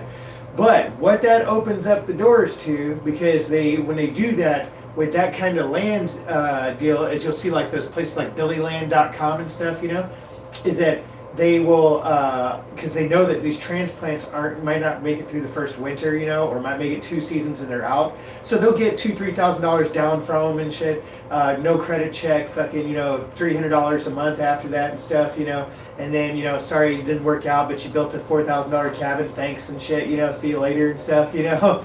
And that happens a lot, right? And now then what happens when you get that easy into land is you've got everything from your meth cooks and stuff.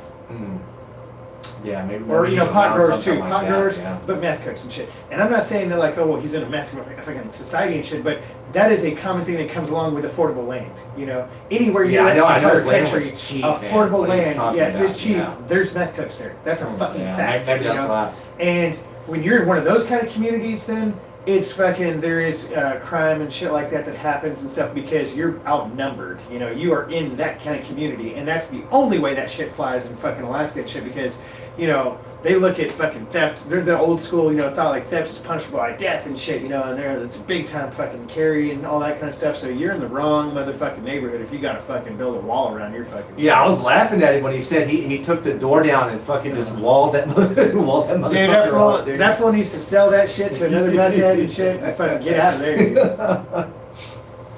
Yeah, he best thing you can do that for that property is set it up for growing as a garden fucking space. And for somebody to come camp there and either fucking lease it out for $1 gazillion a year for tourist growers. Yeah. They make a lot of money off of tourist growers because they don't know what to do and they're kind of nervous and stuff. So you just fucking lay some water lines out. There's your RV, you know, fucking spot. I got this old ass camper there and shit. There's your little garden. It's got a hoop set up and shit for light depth, you know. And there you go. And they charge out the fucking wazoo. Then all you gotta do is be like, and this is a good one too. They get these pot tourists on this one all the time. Is you know, even though it's pretty much legal and nobody's ever going to care in that fucking community anyway, and it happens all the time and shit, but you've got my secrecy and shit. That's why it's $5,000 down payment and stuff, you know. Hey, your landlord's cool because that's what everybody's worried about. Like, is their landlord going to be cool if they find out they're growing fucking weed on the property and shit? So it's like this thing, like, if you know, that's straight 5 to 15, you know, sometimes for big properties up to $20,000, you know. And you're talking about a property that's only worth $150, but yet you've got to pay $20,000 down and shit and $5,000 a month for the grow season, right? So this is what I like to call, I guess, grow tourism and shit, you know. Everybody's coming out trying to cash in. You know, the people there, like they say with the gold rush and shit, who's making the real money, right? Yeah. People selling the tools. Well, right now it's people selling renting the property and shit. Yeah. You know? Yeah, what he was saying is, like he, now I guess in the wintertime, he loads his generators up because I guess that's the most valuable thing. He fucking, you know, he I want to know where he's at. And, I'm going to guarantee that he's probably near Glen Allen, dude. Well, he house sits in the winter because, like, he said, like, I don't know, he's close to where a bunch of people just come for the nice weather and then they jet when it gets really bad. And so he gets paid to live in their house in the winter. I was like, wow, now that's a cool little job. He said it wasn't very much money, but, you know, you get to live in this house because he doesn't have electricity, so you get to live in a nice place and make money doing it. Now, another thing to be aware of when you're dealing with these kind of big land brokers too is that most likely you're, you know, not getting the mineral rights and all that kind of shit that they are, you know. Yeah, they go. And that's a big thing when it comes to harvesting trees. If you're going to do that on there commercially and stuff, is because you know that you know you can get screwed up with that because there's pieces of land that I looked at like outside of Glen Allen, and it's kind of a crappy place to live. Right, that's where I would think of that somebody's going to go. You know, if they're living in a place like that.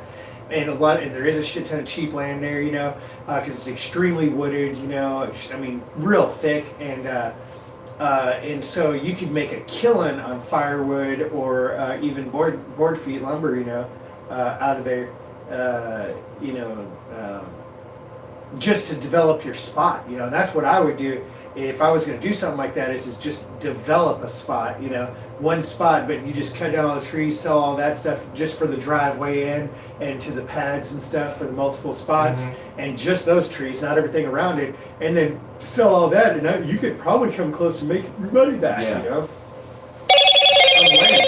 What in the hell is that?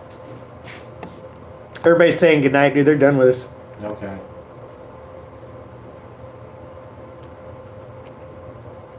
Thanks, John. Appreciate that, buddy. I don't know who that is. I want to call them out by their name or nothing, but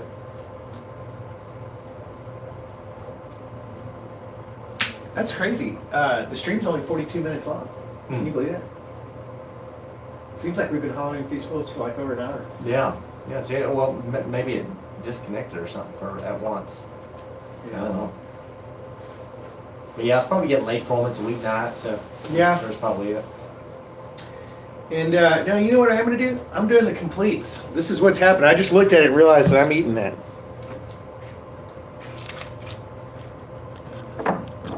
It's what's for dinner.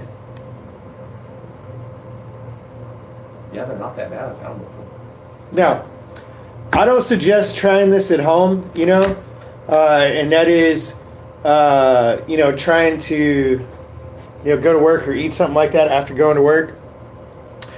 Or just failing at going to work and shit. But if you are, make sure that you sprinkle some crystal infused magical hobo water on it to make sure that it protects you from bodily damage from all of Protects against bed bugs, mosquitoes, staph infection, something I can't even pronounce, STDs, slab cough, HW.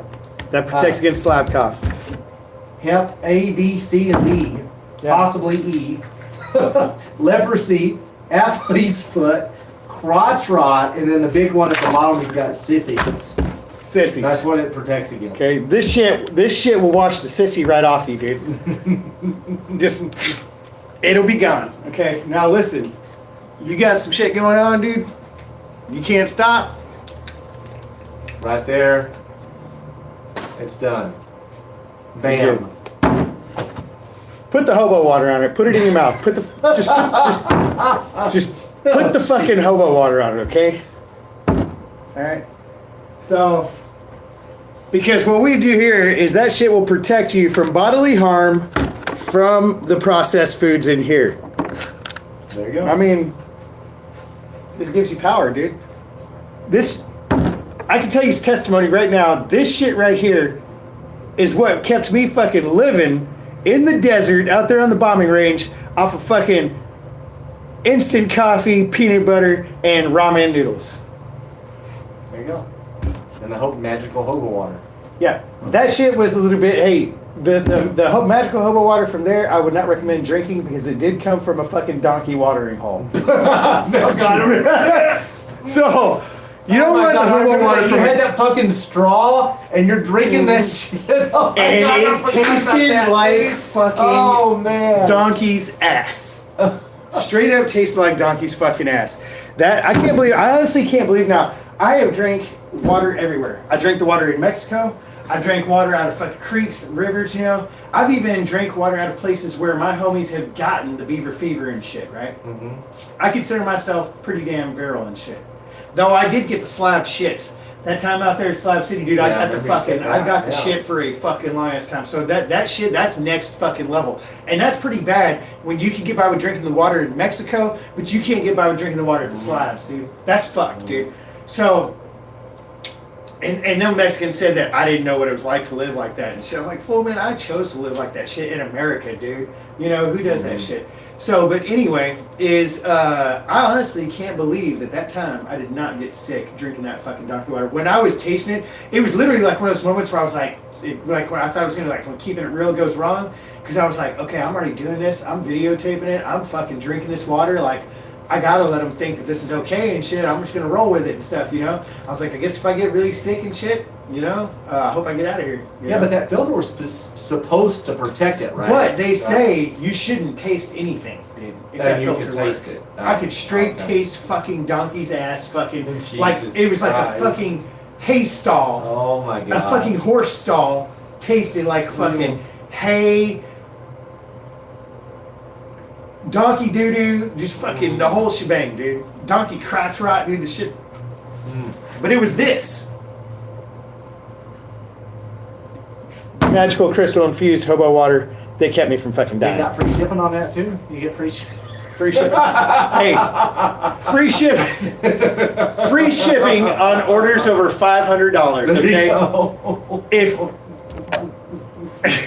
I got a link in the description, guys. Link in the description for the eBay 99-cent start bid. If this bitch sells for more than $500, well, for one, I'll tell you what. If this bitch sells for more than $500, I'll drink half of it and shit. Snizzy, would you take a shot with me? No. No? Come I'm on. not taking a shot of that. Okay. No. I'll take a shot of it. We done lost everybody else that was left in there, dude. Scared them all. Dang, that's the last thing we want to give a fuck about, dude. This fool is having an Amanda Bynes fucking epic meltdown and shit, dude. He's talking about drinking his own bathwater, and he's all fucking... Hey, you got 69 thumbs up. Those fucking whack jobs. Down by the river without a van, dude. Down by the river without a van. Hey, my buddy, dude, that came over to visit me, that I said we was friends with since I was like real little, he fucking comes up and I was like, so what's your story, man? What you up to and shit? And he goes, man, just fucking working and living in a van down by the river and shit. And I thought that like he was actually, because he's a real professional, he's got a professional job and shit, you know, and he's always like, you know, and last I knew he had a kid and fucking girl and shit, you know, and all this kind of stuff. And I was like thinking like, this fool's fucking straight up making fun of me and shit. Like, you know, I was like, well, yeah, you know, it's the fucking life, right on, dude. You know, and I was kind of feeling like a little bit weird, you know, and he's like, no, really, I'm living in a van down by the river, man. Come check out my van and shit, dude. Oh, and I was like, oh, no shit. So I go check out his van. His van's fucking badass, dude. He done built this really, like, it's kind of like man cavey tech van and shit, you know? That, you know, like what I would have seen if you were to search that on Pinterest. And really fucking cool ass shit, dude. He's got some really cool stuff going on in it. And is doing the professional work, making fucking good money, and living in a van. And that's funny because he said that's how he found me again, because we hadn't talked to each other in like 10 years. With the van? Yeah. The van deal. Yeah. He goes looking up fucking van dwelling videos and finds some of my old ass shit, including some stuff in the slabs. And he's like, dude, that fool looks like my old buddy fucking Zane. And she's like, shit, that is that fool, dude. So then he fucking started lurking for a little while, watching. And then fucking out of, you know, blue, once he realized I was here, it's like, hey, let's meet up and shit. So it's pretty crazy. Yeah, when I first started watching, I was so stupid I couldn't figure out. I'm like, who the fuck is Zane talking to? You know, because you're all talking. I couldn't see the chat. I didn't understand it. I'd never watched a live stream before. What do you mean, like whenever? Like, yeah, because you were talking to people on the chat. It's like the first live stream you did when I first started watching you. You were talking to people. Like, I was just watching your videos, you know, when I first started, because you were out where you couldn't really live stream. And then when you started live streaming, I'm like, who the fuck is he talking to? You know? Oh, you didn't know how to see the chat? I didn't fucking get it. No, I didn't get it. Oh, that's hilarious. Because I didn't watch it, yeah. Like, what's going on in there and shit? Yeah, I don't remember why I was watching, and then you got recommended to me, you know, and then so I just started watching like your videos, and I wasn't really watching YouTube. I was just watching the ones that you were putting out, and then you did a live stream, and then I was trying to figure out who the hell you were talking to. Dude, one of the funniest "who the hell are you talking to" looks on your face that you could have was Press Wicked.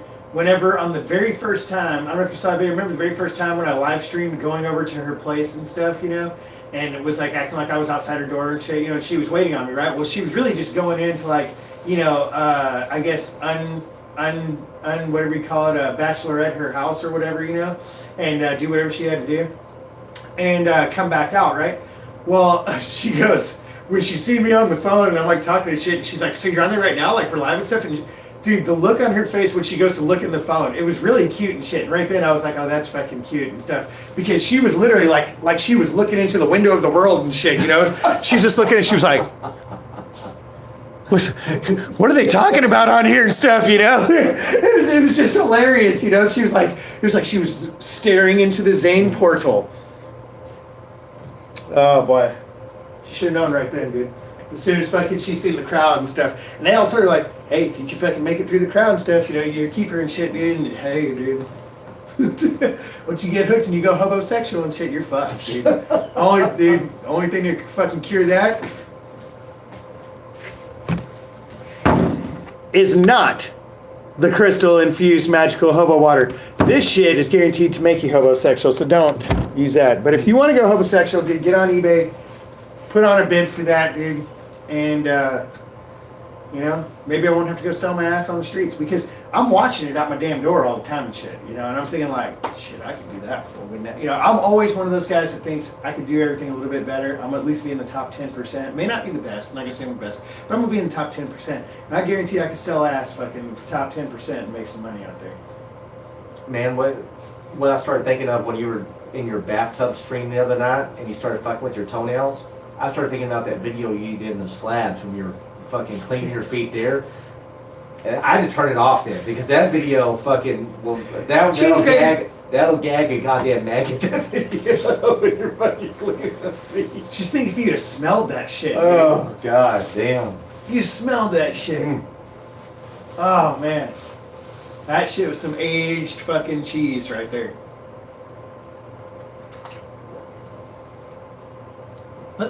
Let's just see what the hell's going on in here. I'm just curious. Apple knocker. Get the fuck out of here. You're buying some fucking bathwater and shit, dude.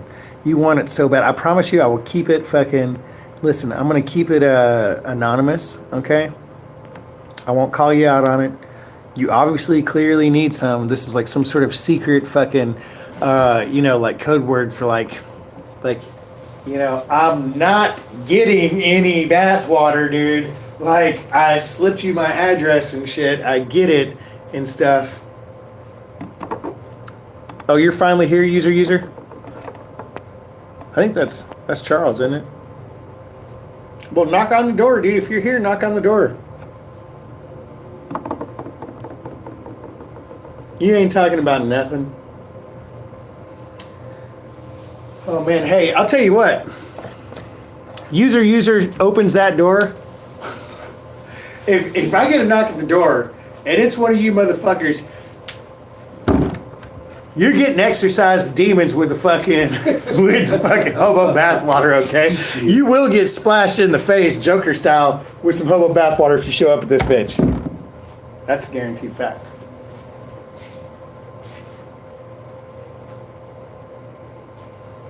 Man, you got some crazy ass teeth, man. Yeah, that's exciting, huh? Yeah, these teeth are badass, man. Make it good. Hey, if I wasn't selling them and it was just a collection and stuff, that'd be a hell of a collection to get for a couple days, right? This one right here is going to go up for sale soon. I think I'm actually going to redo another wrap. This is like one of the first wraps I ever did, and I don't like it. It doesn't do it justice because this is actually an Indian artifact. It's a spearhead, spear tip, spear tip. Listen, apple knocker. I'd drink a beer with you and shit, but I'm not going to let you hand me that beer and shit. Okay, that's all I'm saying. I'm going to take that beer straight from the bartender myself. But this is a spear tip of some jasper. Okay. Wow. It's pretty badass. I'm going to put that up.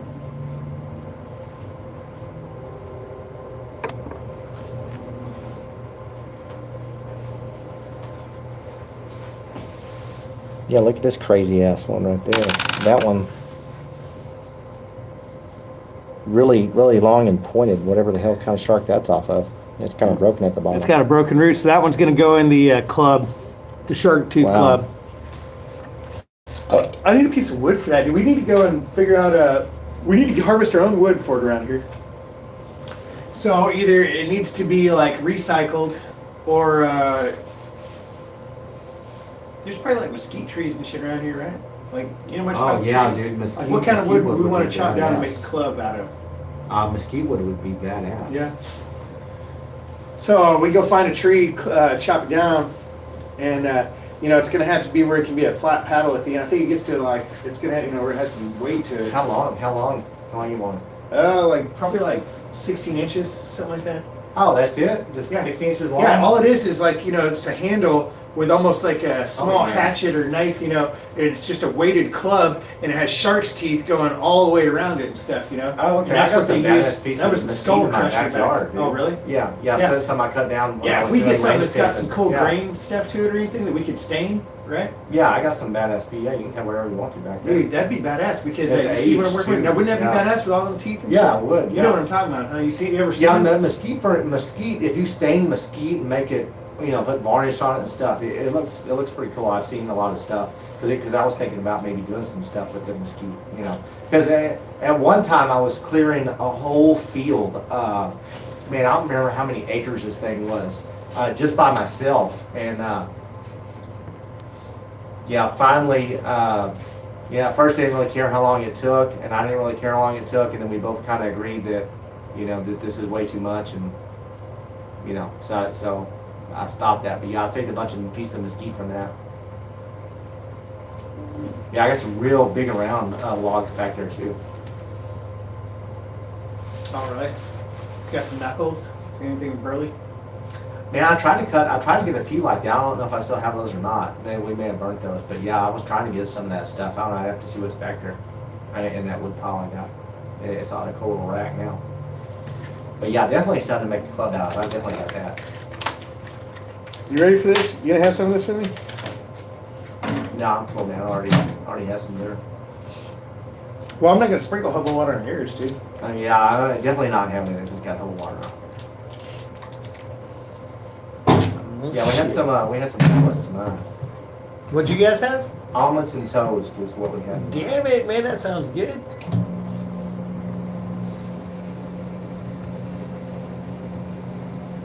Apple Knocker wants to come and party with Snizzy and Cal and I. Okay.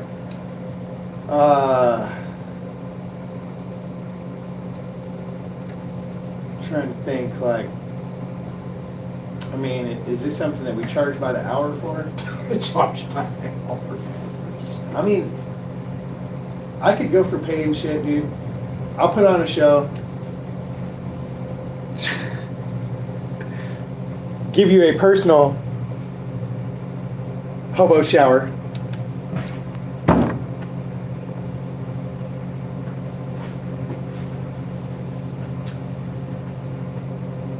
Man, I haven't seen Cal in the chats tonight. I haven't seen him say nothing on there. He must be busy.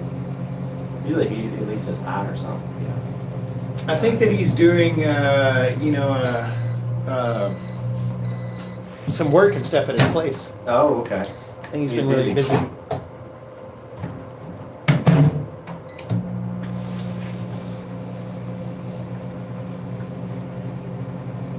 Man, I'm so excited about this.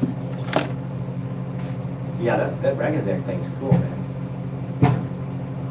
So you got all kinds of cool shit, man. Carried in a backpack. Now, is this just a regular piece of quartz here? This white rock? I mean, that's just like little quartz and stuff. Yeah, that's actually quartz crystal. Just it's a little milky from you, and it's actually amethyst. You see the purple? It's what they call phantom amethyst. Look at this right here.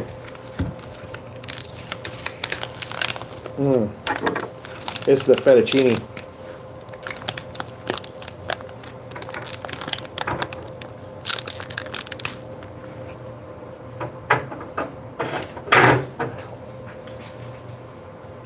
Yeah, the crystal pocket was badass. Got about 200 crystals out of there. And that right there is what they call a layered Biggs Jasper.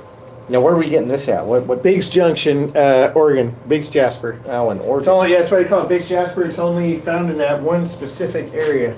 Now, do you have any of the rocks here from Oatman? Yeah, that's these. That's which ones? That's the fire agate. That's the Oh, lady. okay.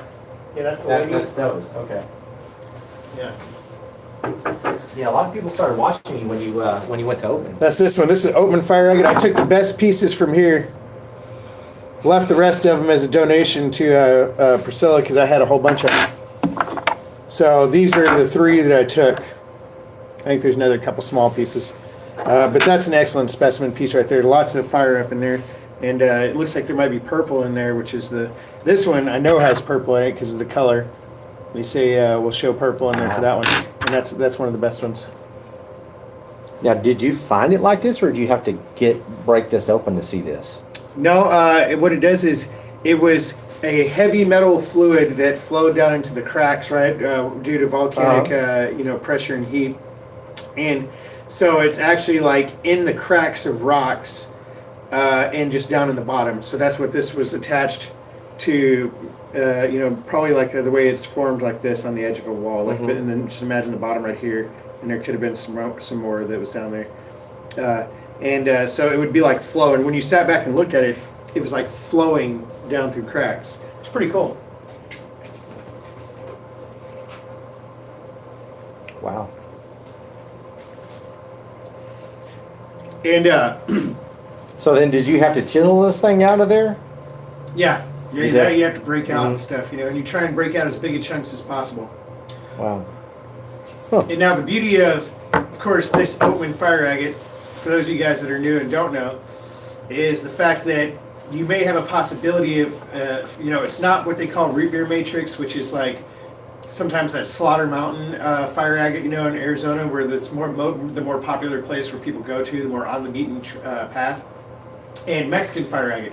So they call it a root beer matrix, where it's all like kind of darker shades of red and burgundy and brown, and you might not get as much of the rainbow color, but the value of fire agate is based on the color.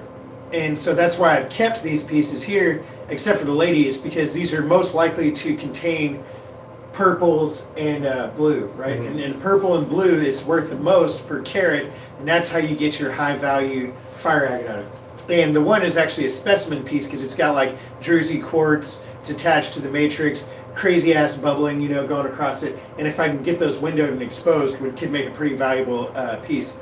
And so that's where the value comes in fire agate, is really getting those, exposing those rare colors, This tastes like shit. I mean, but Man, I had a breakfast It's one warm. when I ate it, and it was okay. Yeah. the turkey and dressing dinner was way better. Mm. It's like the first thing I've eaten tonight, aside from my shake with The caffeine. power shake. Mm-hmm.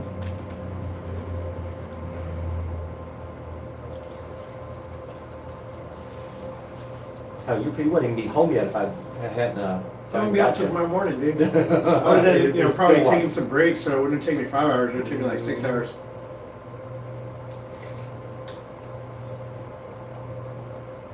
Would have been Yeah, that would have ridiculous. sucked, man. No, I appreciate that big time, dude. Oh, You're fucking awesome for coming. Well, yeah, I was seeing what was, if they were getting you a ride or something, and then, I don't know, if someone said that I was on my way, and I was like, fuck it, now. Somebody already said you was on your way. That's hilarious. Because I was just sitting there, and I was just seeing what the hell was going on, and someone said, oh, yeah, Snizzy's on his way, and I'm like, I ain't gonna tell this motherfucker, I ain't coming, no, something's wrong, so I'm like, hell, I ain't stuff in the truck. That's hilarious. I didn't know that. But then all of a sudden, I just thought that I did see that, and I thought, oh, he must have said something. I didn't see it in the chat.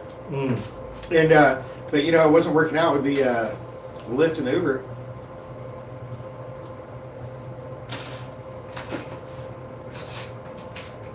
Yeah, it didn't take very long to get there, but like I said, there wasn't any traffic. I was going about. I was going about. I was going about 75, and people were just blowing past me.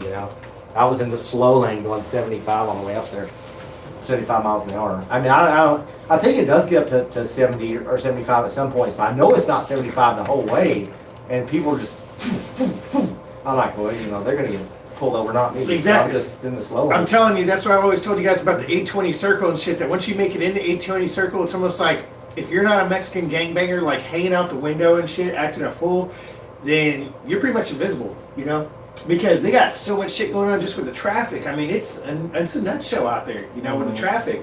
And, and that's just the kind of area where the neighborhood where we live in and stuff, is that, like, it's mostly Mexican area. And, so the only thing that the police are really looking for is, like, it used to be taggers, but is gang-related stuff, and DUIs and shit.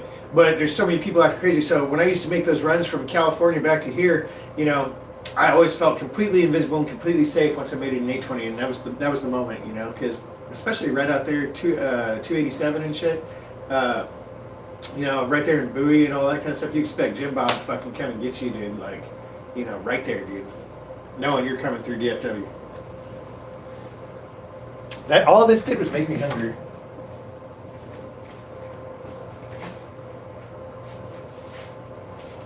Now, I got this one. Rice-A-Roni. We're going to get down on the rice-a-roni, cheddar, and broccoli.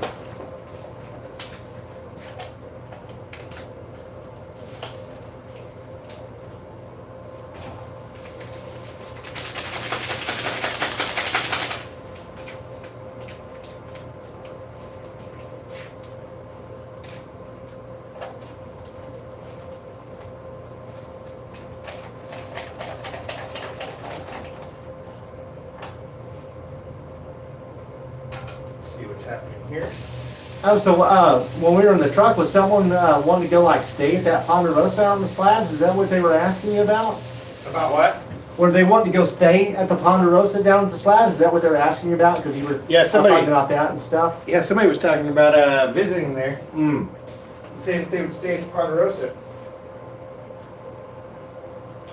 which is a good place. But now that I know who's talking about it, I think that they'd be much, much better off. I think if it's Robin Banks and you're talking about, you're the one that's going up there, definitely much better off, I think, and would like the environment at Camp Mojo. Yeah, that Mojo place seemed pretty cool.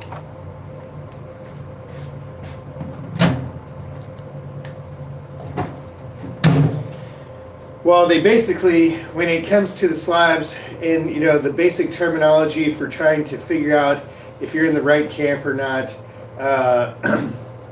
because just asking if it's a tweaker free camp can be a little bit, kind of a, fuzzy line and shit sometimes. But some camps allow dirty kids and some don't. They call the dirty kids the train riders, all the younger crowd stuff, they just travel around, hoboed it around and shit. Mm-hmm.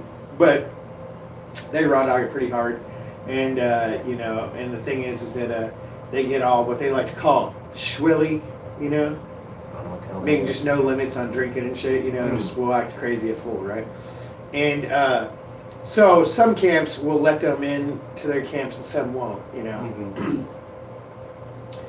and some try to not let them in by charging a kind of like a door fee. You know, it might be like $2 or $5, but you know that usually pretty much curbs most of the, you know, dirty kids. And but that really makes a difference. And Ponderosa used to be, I think, anti-dirty kid, and I think now they have quite a few that are residing there even. So it just changes the tone a little bit, and that's kind of like, you know, and that's the actual terminology basically for if you're at the slabs, you know, and you're talking about,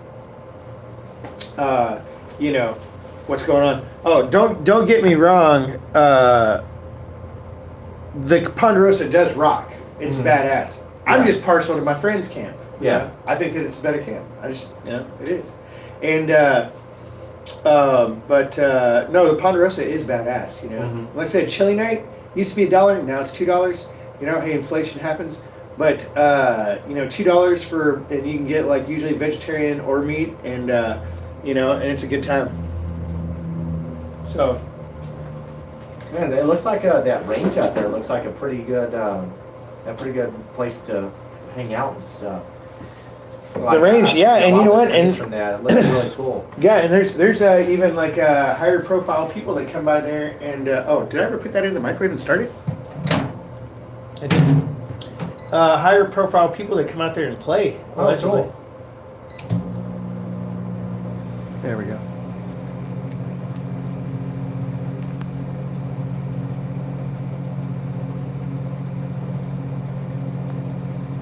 Did you go out there quite a few times when you were out there to the range? No, I'm Just like on antisocial. special? Yeah. You know, that's why I could be like, I can tell you the vibe of a place because that's all I'm doing is that I have very few vibes that I can vibe with and shit. You know, and so I like a little bit more low key atmosphere. So no, I did not go to the range. Remember, fucking what's his name? Yeah, you had one stream where you went out there, but I didn't know if you went. Dude, I was from a distance. I had Mac with me and was from a distance. Yeah, you're like watching back there. Yeah. But no, I don't get out like that. And yeah, Cos does some streams from there, and they're really cool. I enjoy those quite a bit. Who does Cos's streams? Yeah, Cos he'll stream from the range, and they're really cool, man. Yeah, you can just sit back and just listen to music and not even worry about the chat or nothing, and just chill out. Yeah, it's badass. You know, I mean, for the average person, I say definitely it's badass. It's just I got a little bit of social anxiety and shit, and don't really fucking, I just don't do the groups and stuff anymore. Mm-hmm. Plus, in a way, I mean, it's kind of like going to the bar, and I'm just, I've always been screwed up on that because I grew up in the bar. My mom owned one, and it was like, I guess I just couldn't stomach it, like as an adult, like a whole bunch of people around drinking and such. And so any kind of atmosphere that's like that, I just can't do, I mean, even when I was partying and doing like drugs and shit, like, I was like no club partier, drugger and stuff, like I'd rather just be like, two dudes holed up in a room, talking about the secrets of life, for the next 40 hours, Beard to beard. Yeah, beard to beard, dude. Stuck across from each other.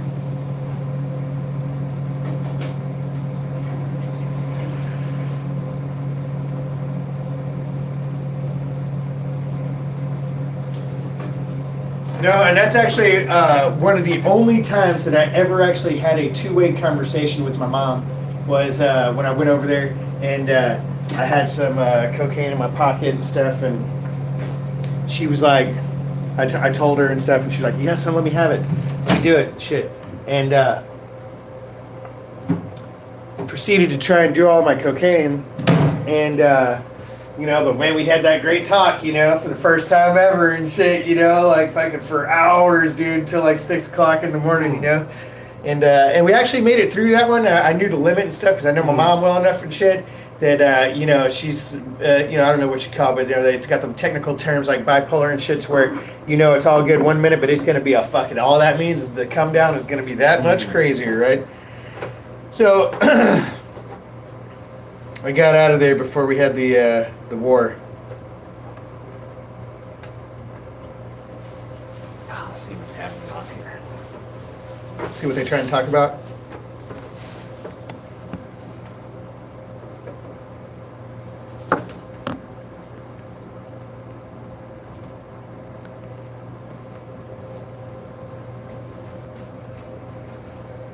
I don't know.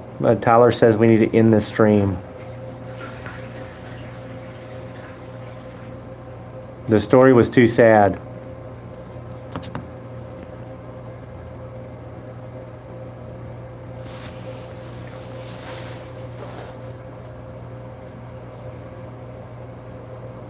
$74 thumbs up, man.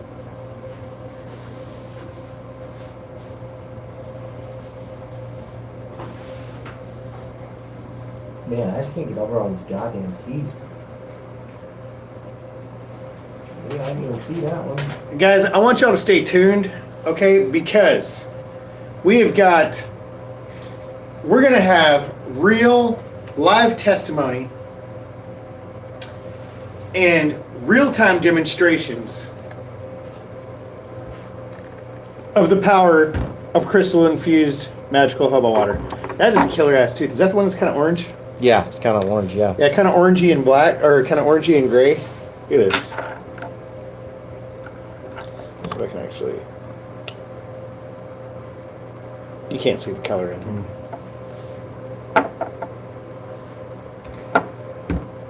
No, listen. Who the hell said that? B-Red, am I drinking the bathwater? I mean, I've drank my own bathwater and stuff, you know. I think that's like, that's probably the reason I don't get sick that often and stuff, you know. Well, I mean, everyone's probably done it that, when they were, you know, a kid. Yeah, I've been known to bite the bubbles a couple times. But no, I would suggest against drinking the crystal-infused magical hobo water. I would suggest more like a facial, you know, like Jesus Christ. No, I mean like, you know, Jesus Christ. No, I'm saying like those women, they put the nightingale shit on their face and it's good for them and stuff, dude. Guaranteed to be an astringent, dude. If you got acne, this shit's gonna take care of it, dude. Holy shit! Look at this. Like, it's broken, but It's absolutely crazy. Orange. yeah, That's that one's straight up orange, man. It's From the orange famed as fire zone. can be. I don't know if that shows up, but that bitch is straight up orange. Yeah, crazy. No, you can see in there where it's all cracked off and stuff. And man, and how sharp a bunch of them are is what trips me out too. You think my rice running did anything? Let's check that mess out. Let's see. Mad Mac in the house, baby. Dude, this looks bad. Man. Look at that. There you go. That looks good. It's kind of congealed, hardened on top.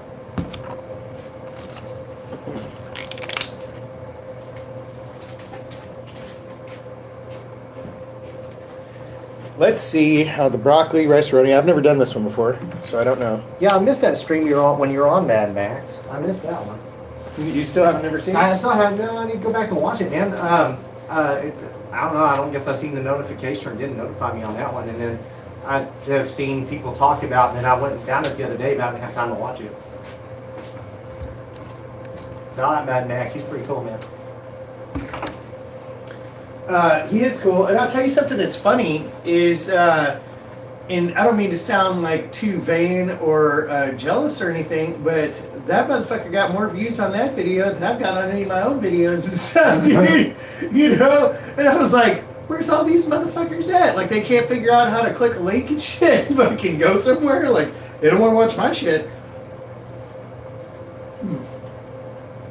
But they were there. Yeah, I mean, that's not bad.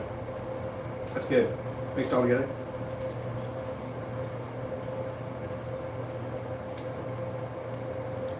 I might have one hell of a hard shit tomorrow. All that rice, yeah. But man, that kept all those Vietnamese alive in the jungle, so that'll keep you alive. Luckily, I splashed some hobo water in there, so should keep it regular at least.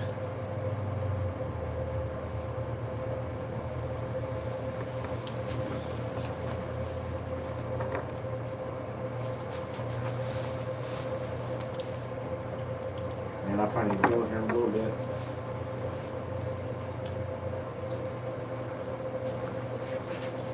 Girl's gonna think you're out fucking turning homosexual and shit on. No, it's like her. Yeah, and I said there was a stream on, so I was hanging out for that.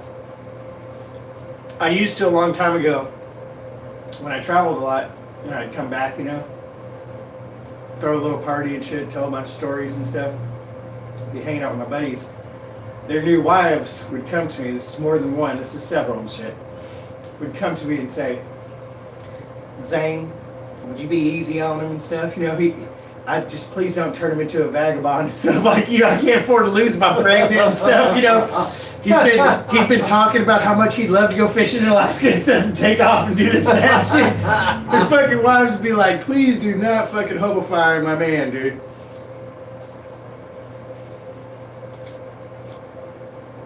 All it took was a couple of them to actually hit the road with me, get traumatized for the rest of their life and shit, and be like, this is not what I thought it was, dude. This is insane. I thought this was all fucking shits and grins and fucking vacation and shit. No, it's sleeping on rocks and freezing your ass off and all kinds of other shit. Hustling and surviving and shit. And so they come back, tell some stories like that, like, listen, dude, this fool's out there hustling and surviving and shit, dude. It's not like that. But, you know, that's always been the magic question, too, from people that didn't know me and stuff. Be like, you know, assume you're like a trust fund kid, or how do you afford to do this and shit. I'm like, well, I mean, you have a dumpster, dude. How do you afford to do this? That's funny. Yeah, they don't know you if they're asking how do you afford to do this shit. Yeah, you know, like, how do you afford to do this shit?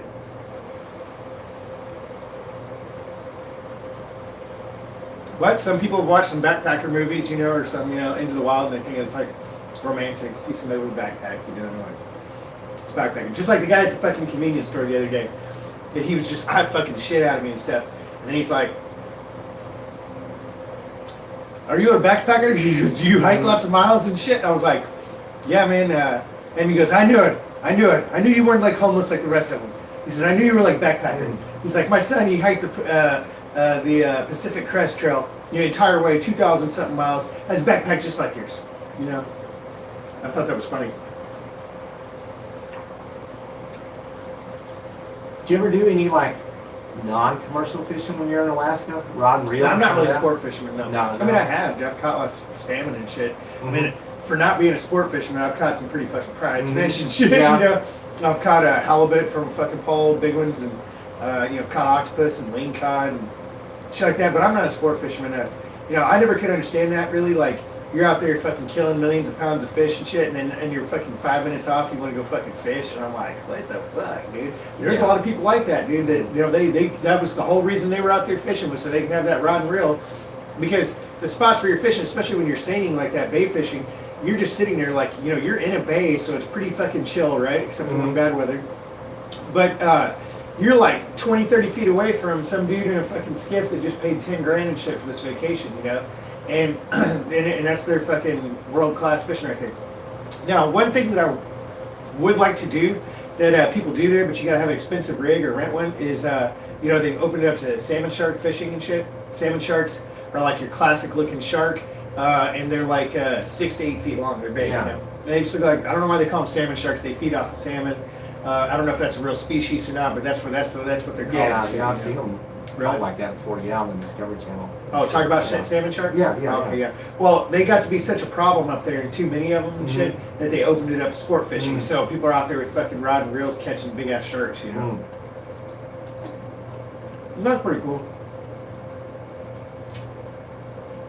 But the coolest thing that I fished out of there on a pole and a line was an octopus, right? And this octopus, we were fishing for halibut, so we're on the bottom. And you were commercial fishing for the halibut, or were you sport fishing for it? I brought a buddy of mine. It was a big hustle and shit, right? Never got this on video and stuff, but this was years ago. I worked this huge ass hustle where I was like sitting here, I was working, you know, power line work, kind of sucked and shit, got laid off because I had MRSA and shit. I don't know if you ever, you know, remember that happening, but I went through a year treatment getting rid of MRSA.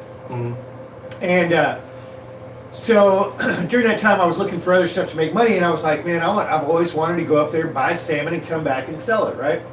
So I just put out the word like, hey, I'm gonna go get some fresh salmon. Well, I had enough friends and new people that were like, if you bring salmon back, I'll buy it and shit. Where down pretty much any I could buy, bring back, and it was sold, right? So I tell my buddy, and that a bunch of people around here in Southside Fort know.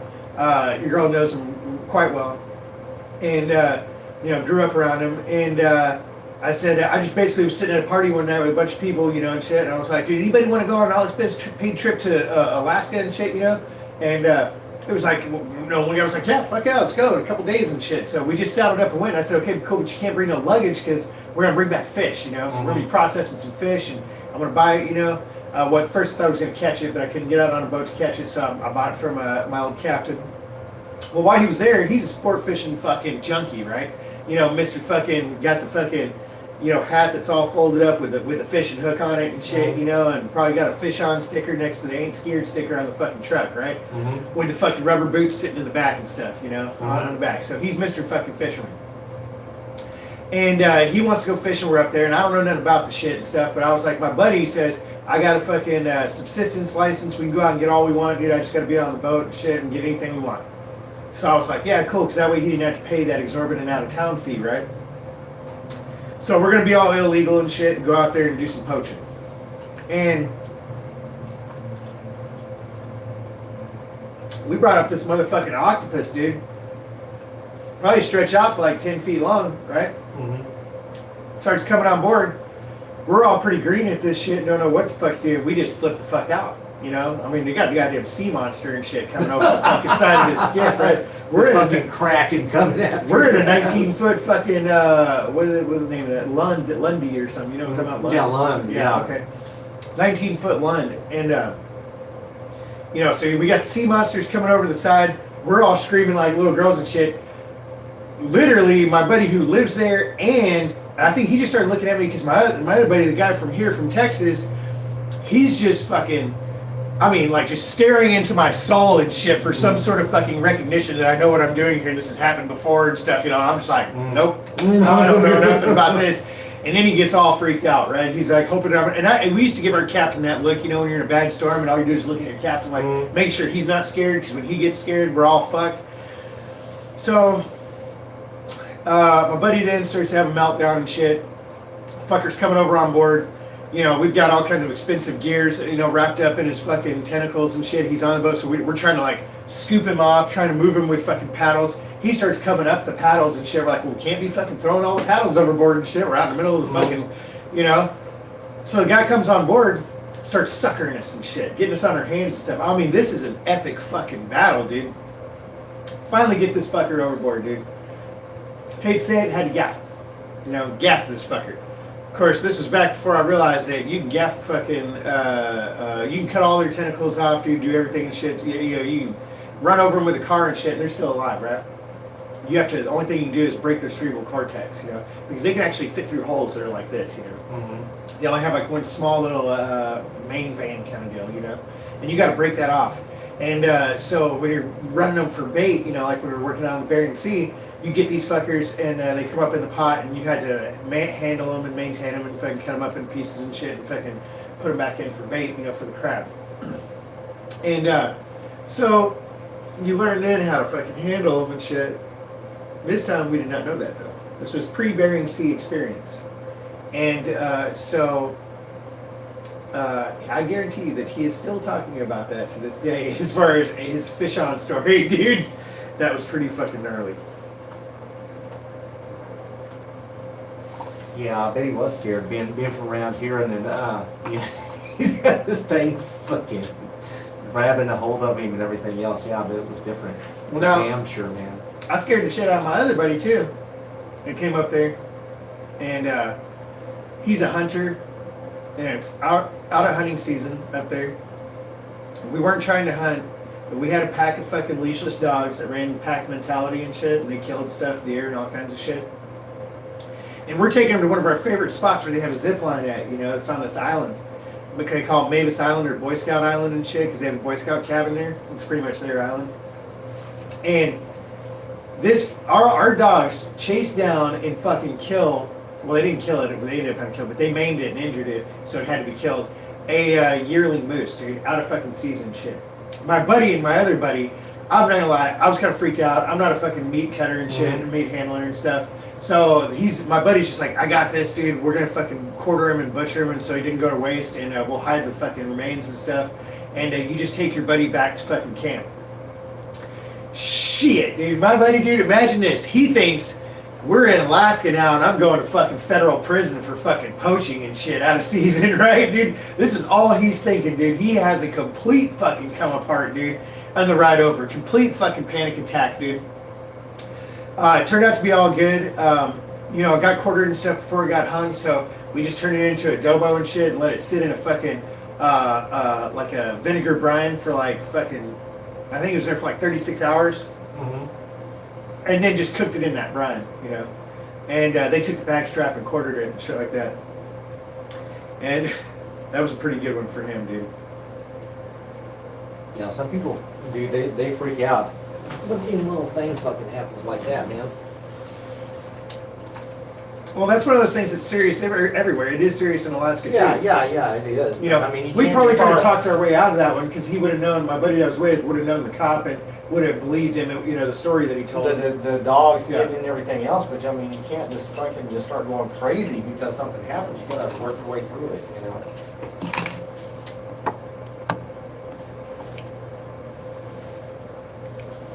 Alright, man, I think I'm gonna go ahead and get, since it's getting late. We still got a couple yahoos in here, dude. There's a dedicated few, but Yeah, I fear most of the people are gone. well, we're gonna call it then, dude. I'm killing. Whoa, what happened, dude? I thought you was doing the fucking truffle shuffle and shit. Yeah, I just dropped my phone. It's cool. It's got a case. All right, we're gonna get out of here. Everybody say bye to fucking Snizzy, B-Rad, take it easy. Nick, take it easy. Apple Knocker. I have a feeling that you'll be thinking about me in my bed tonight. Sadatola, later. Digger Dog, Jerry. Thank you for your help tonight, Jerry. I appreciate that. And Kathy, thank you for your help tonight. Also, appreciate that with the blue wrenches. Seemed like we had a few people in here. Mad Mac, Tyler, Annie Stacy. Always an absolute pleasure. My pleasure. Annie Stacy and everybody else's. Apple Knocker. Once again, that's it. That's as far as we're going. I probably missed somebody. But we love all you guys, and I don't mean that literally, Apple Knocker. So take it easy. Y'all have a good night.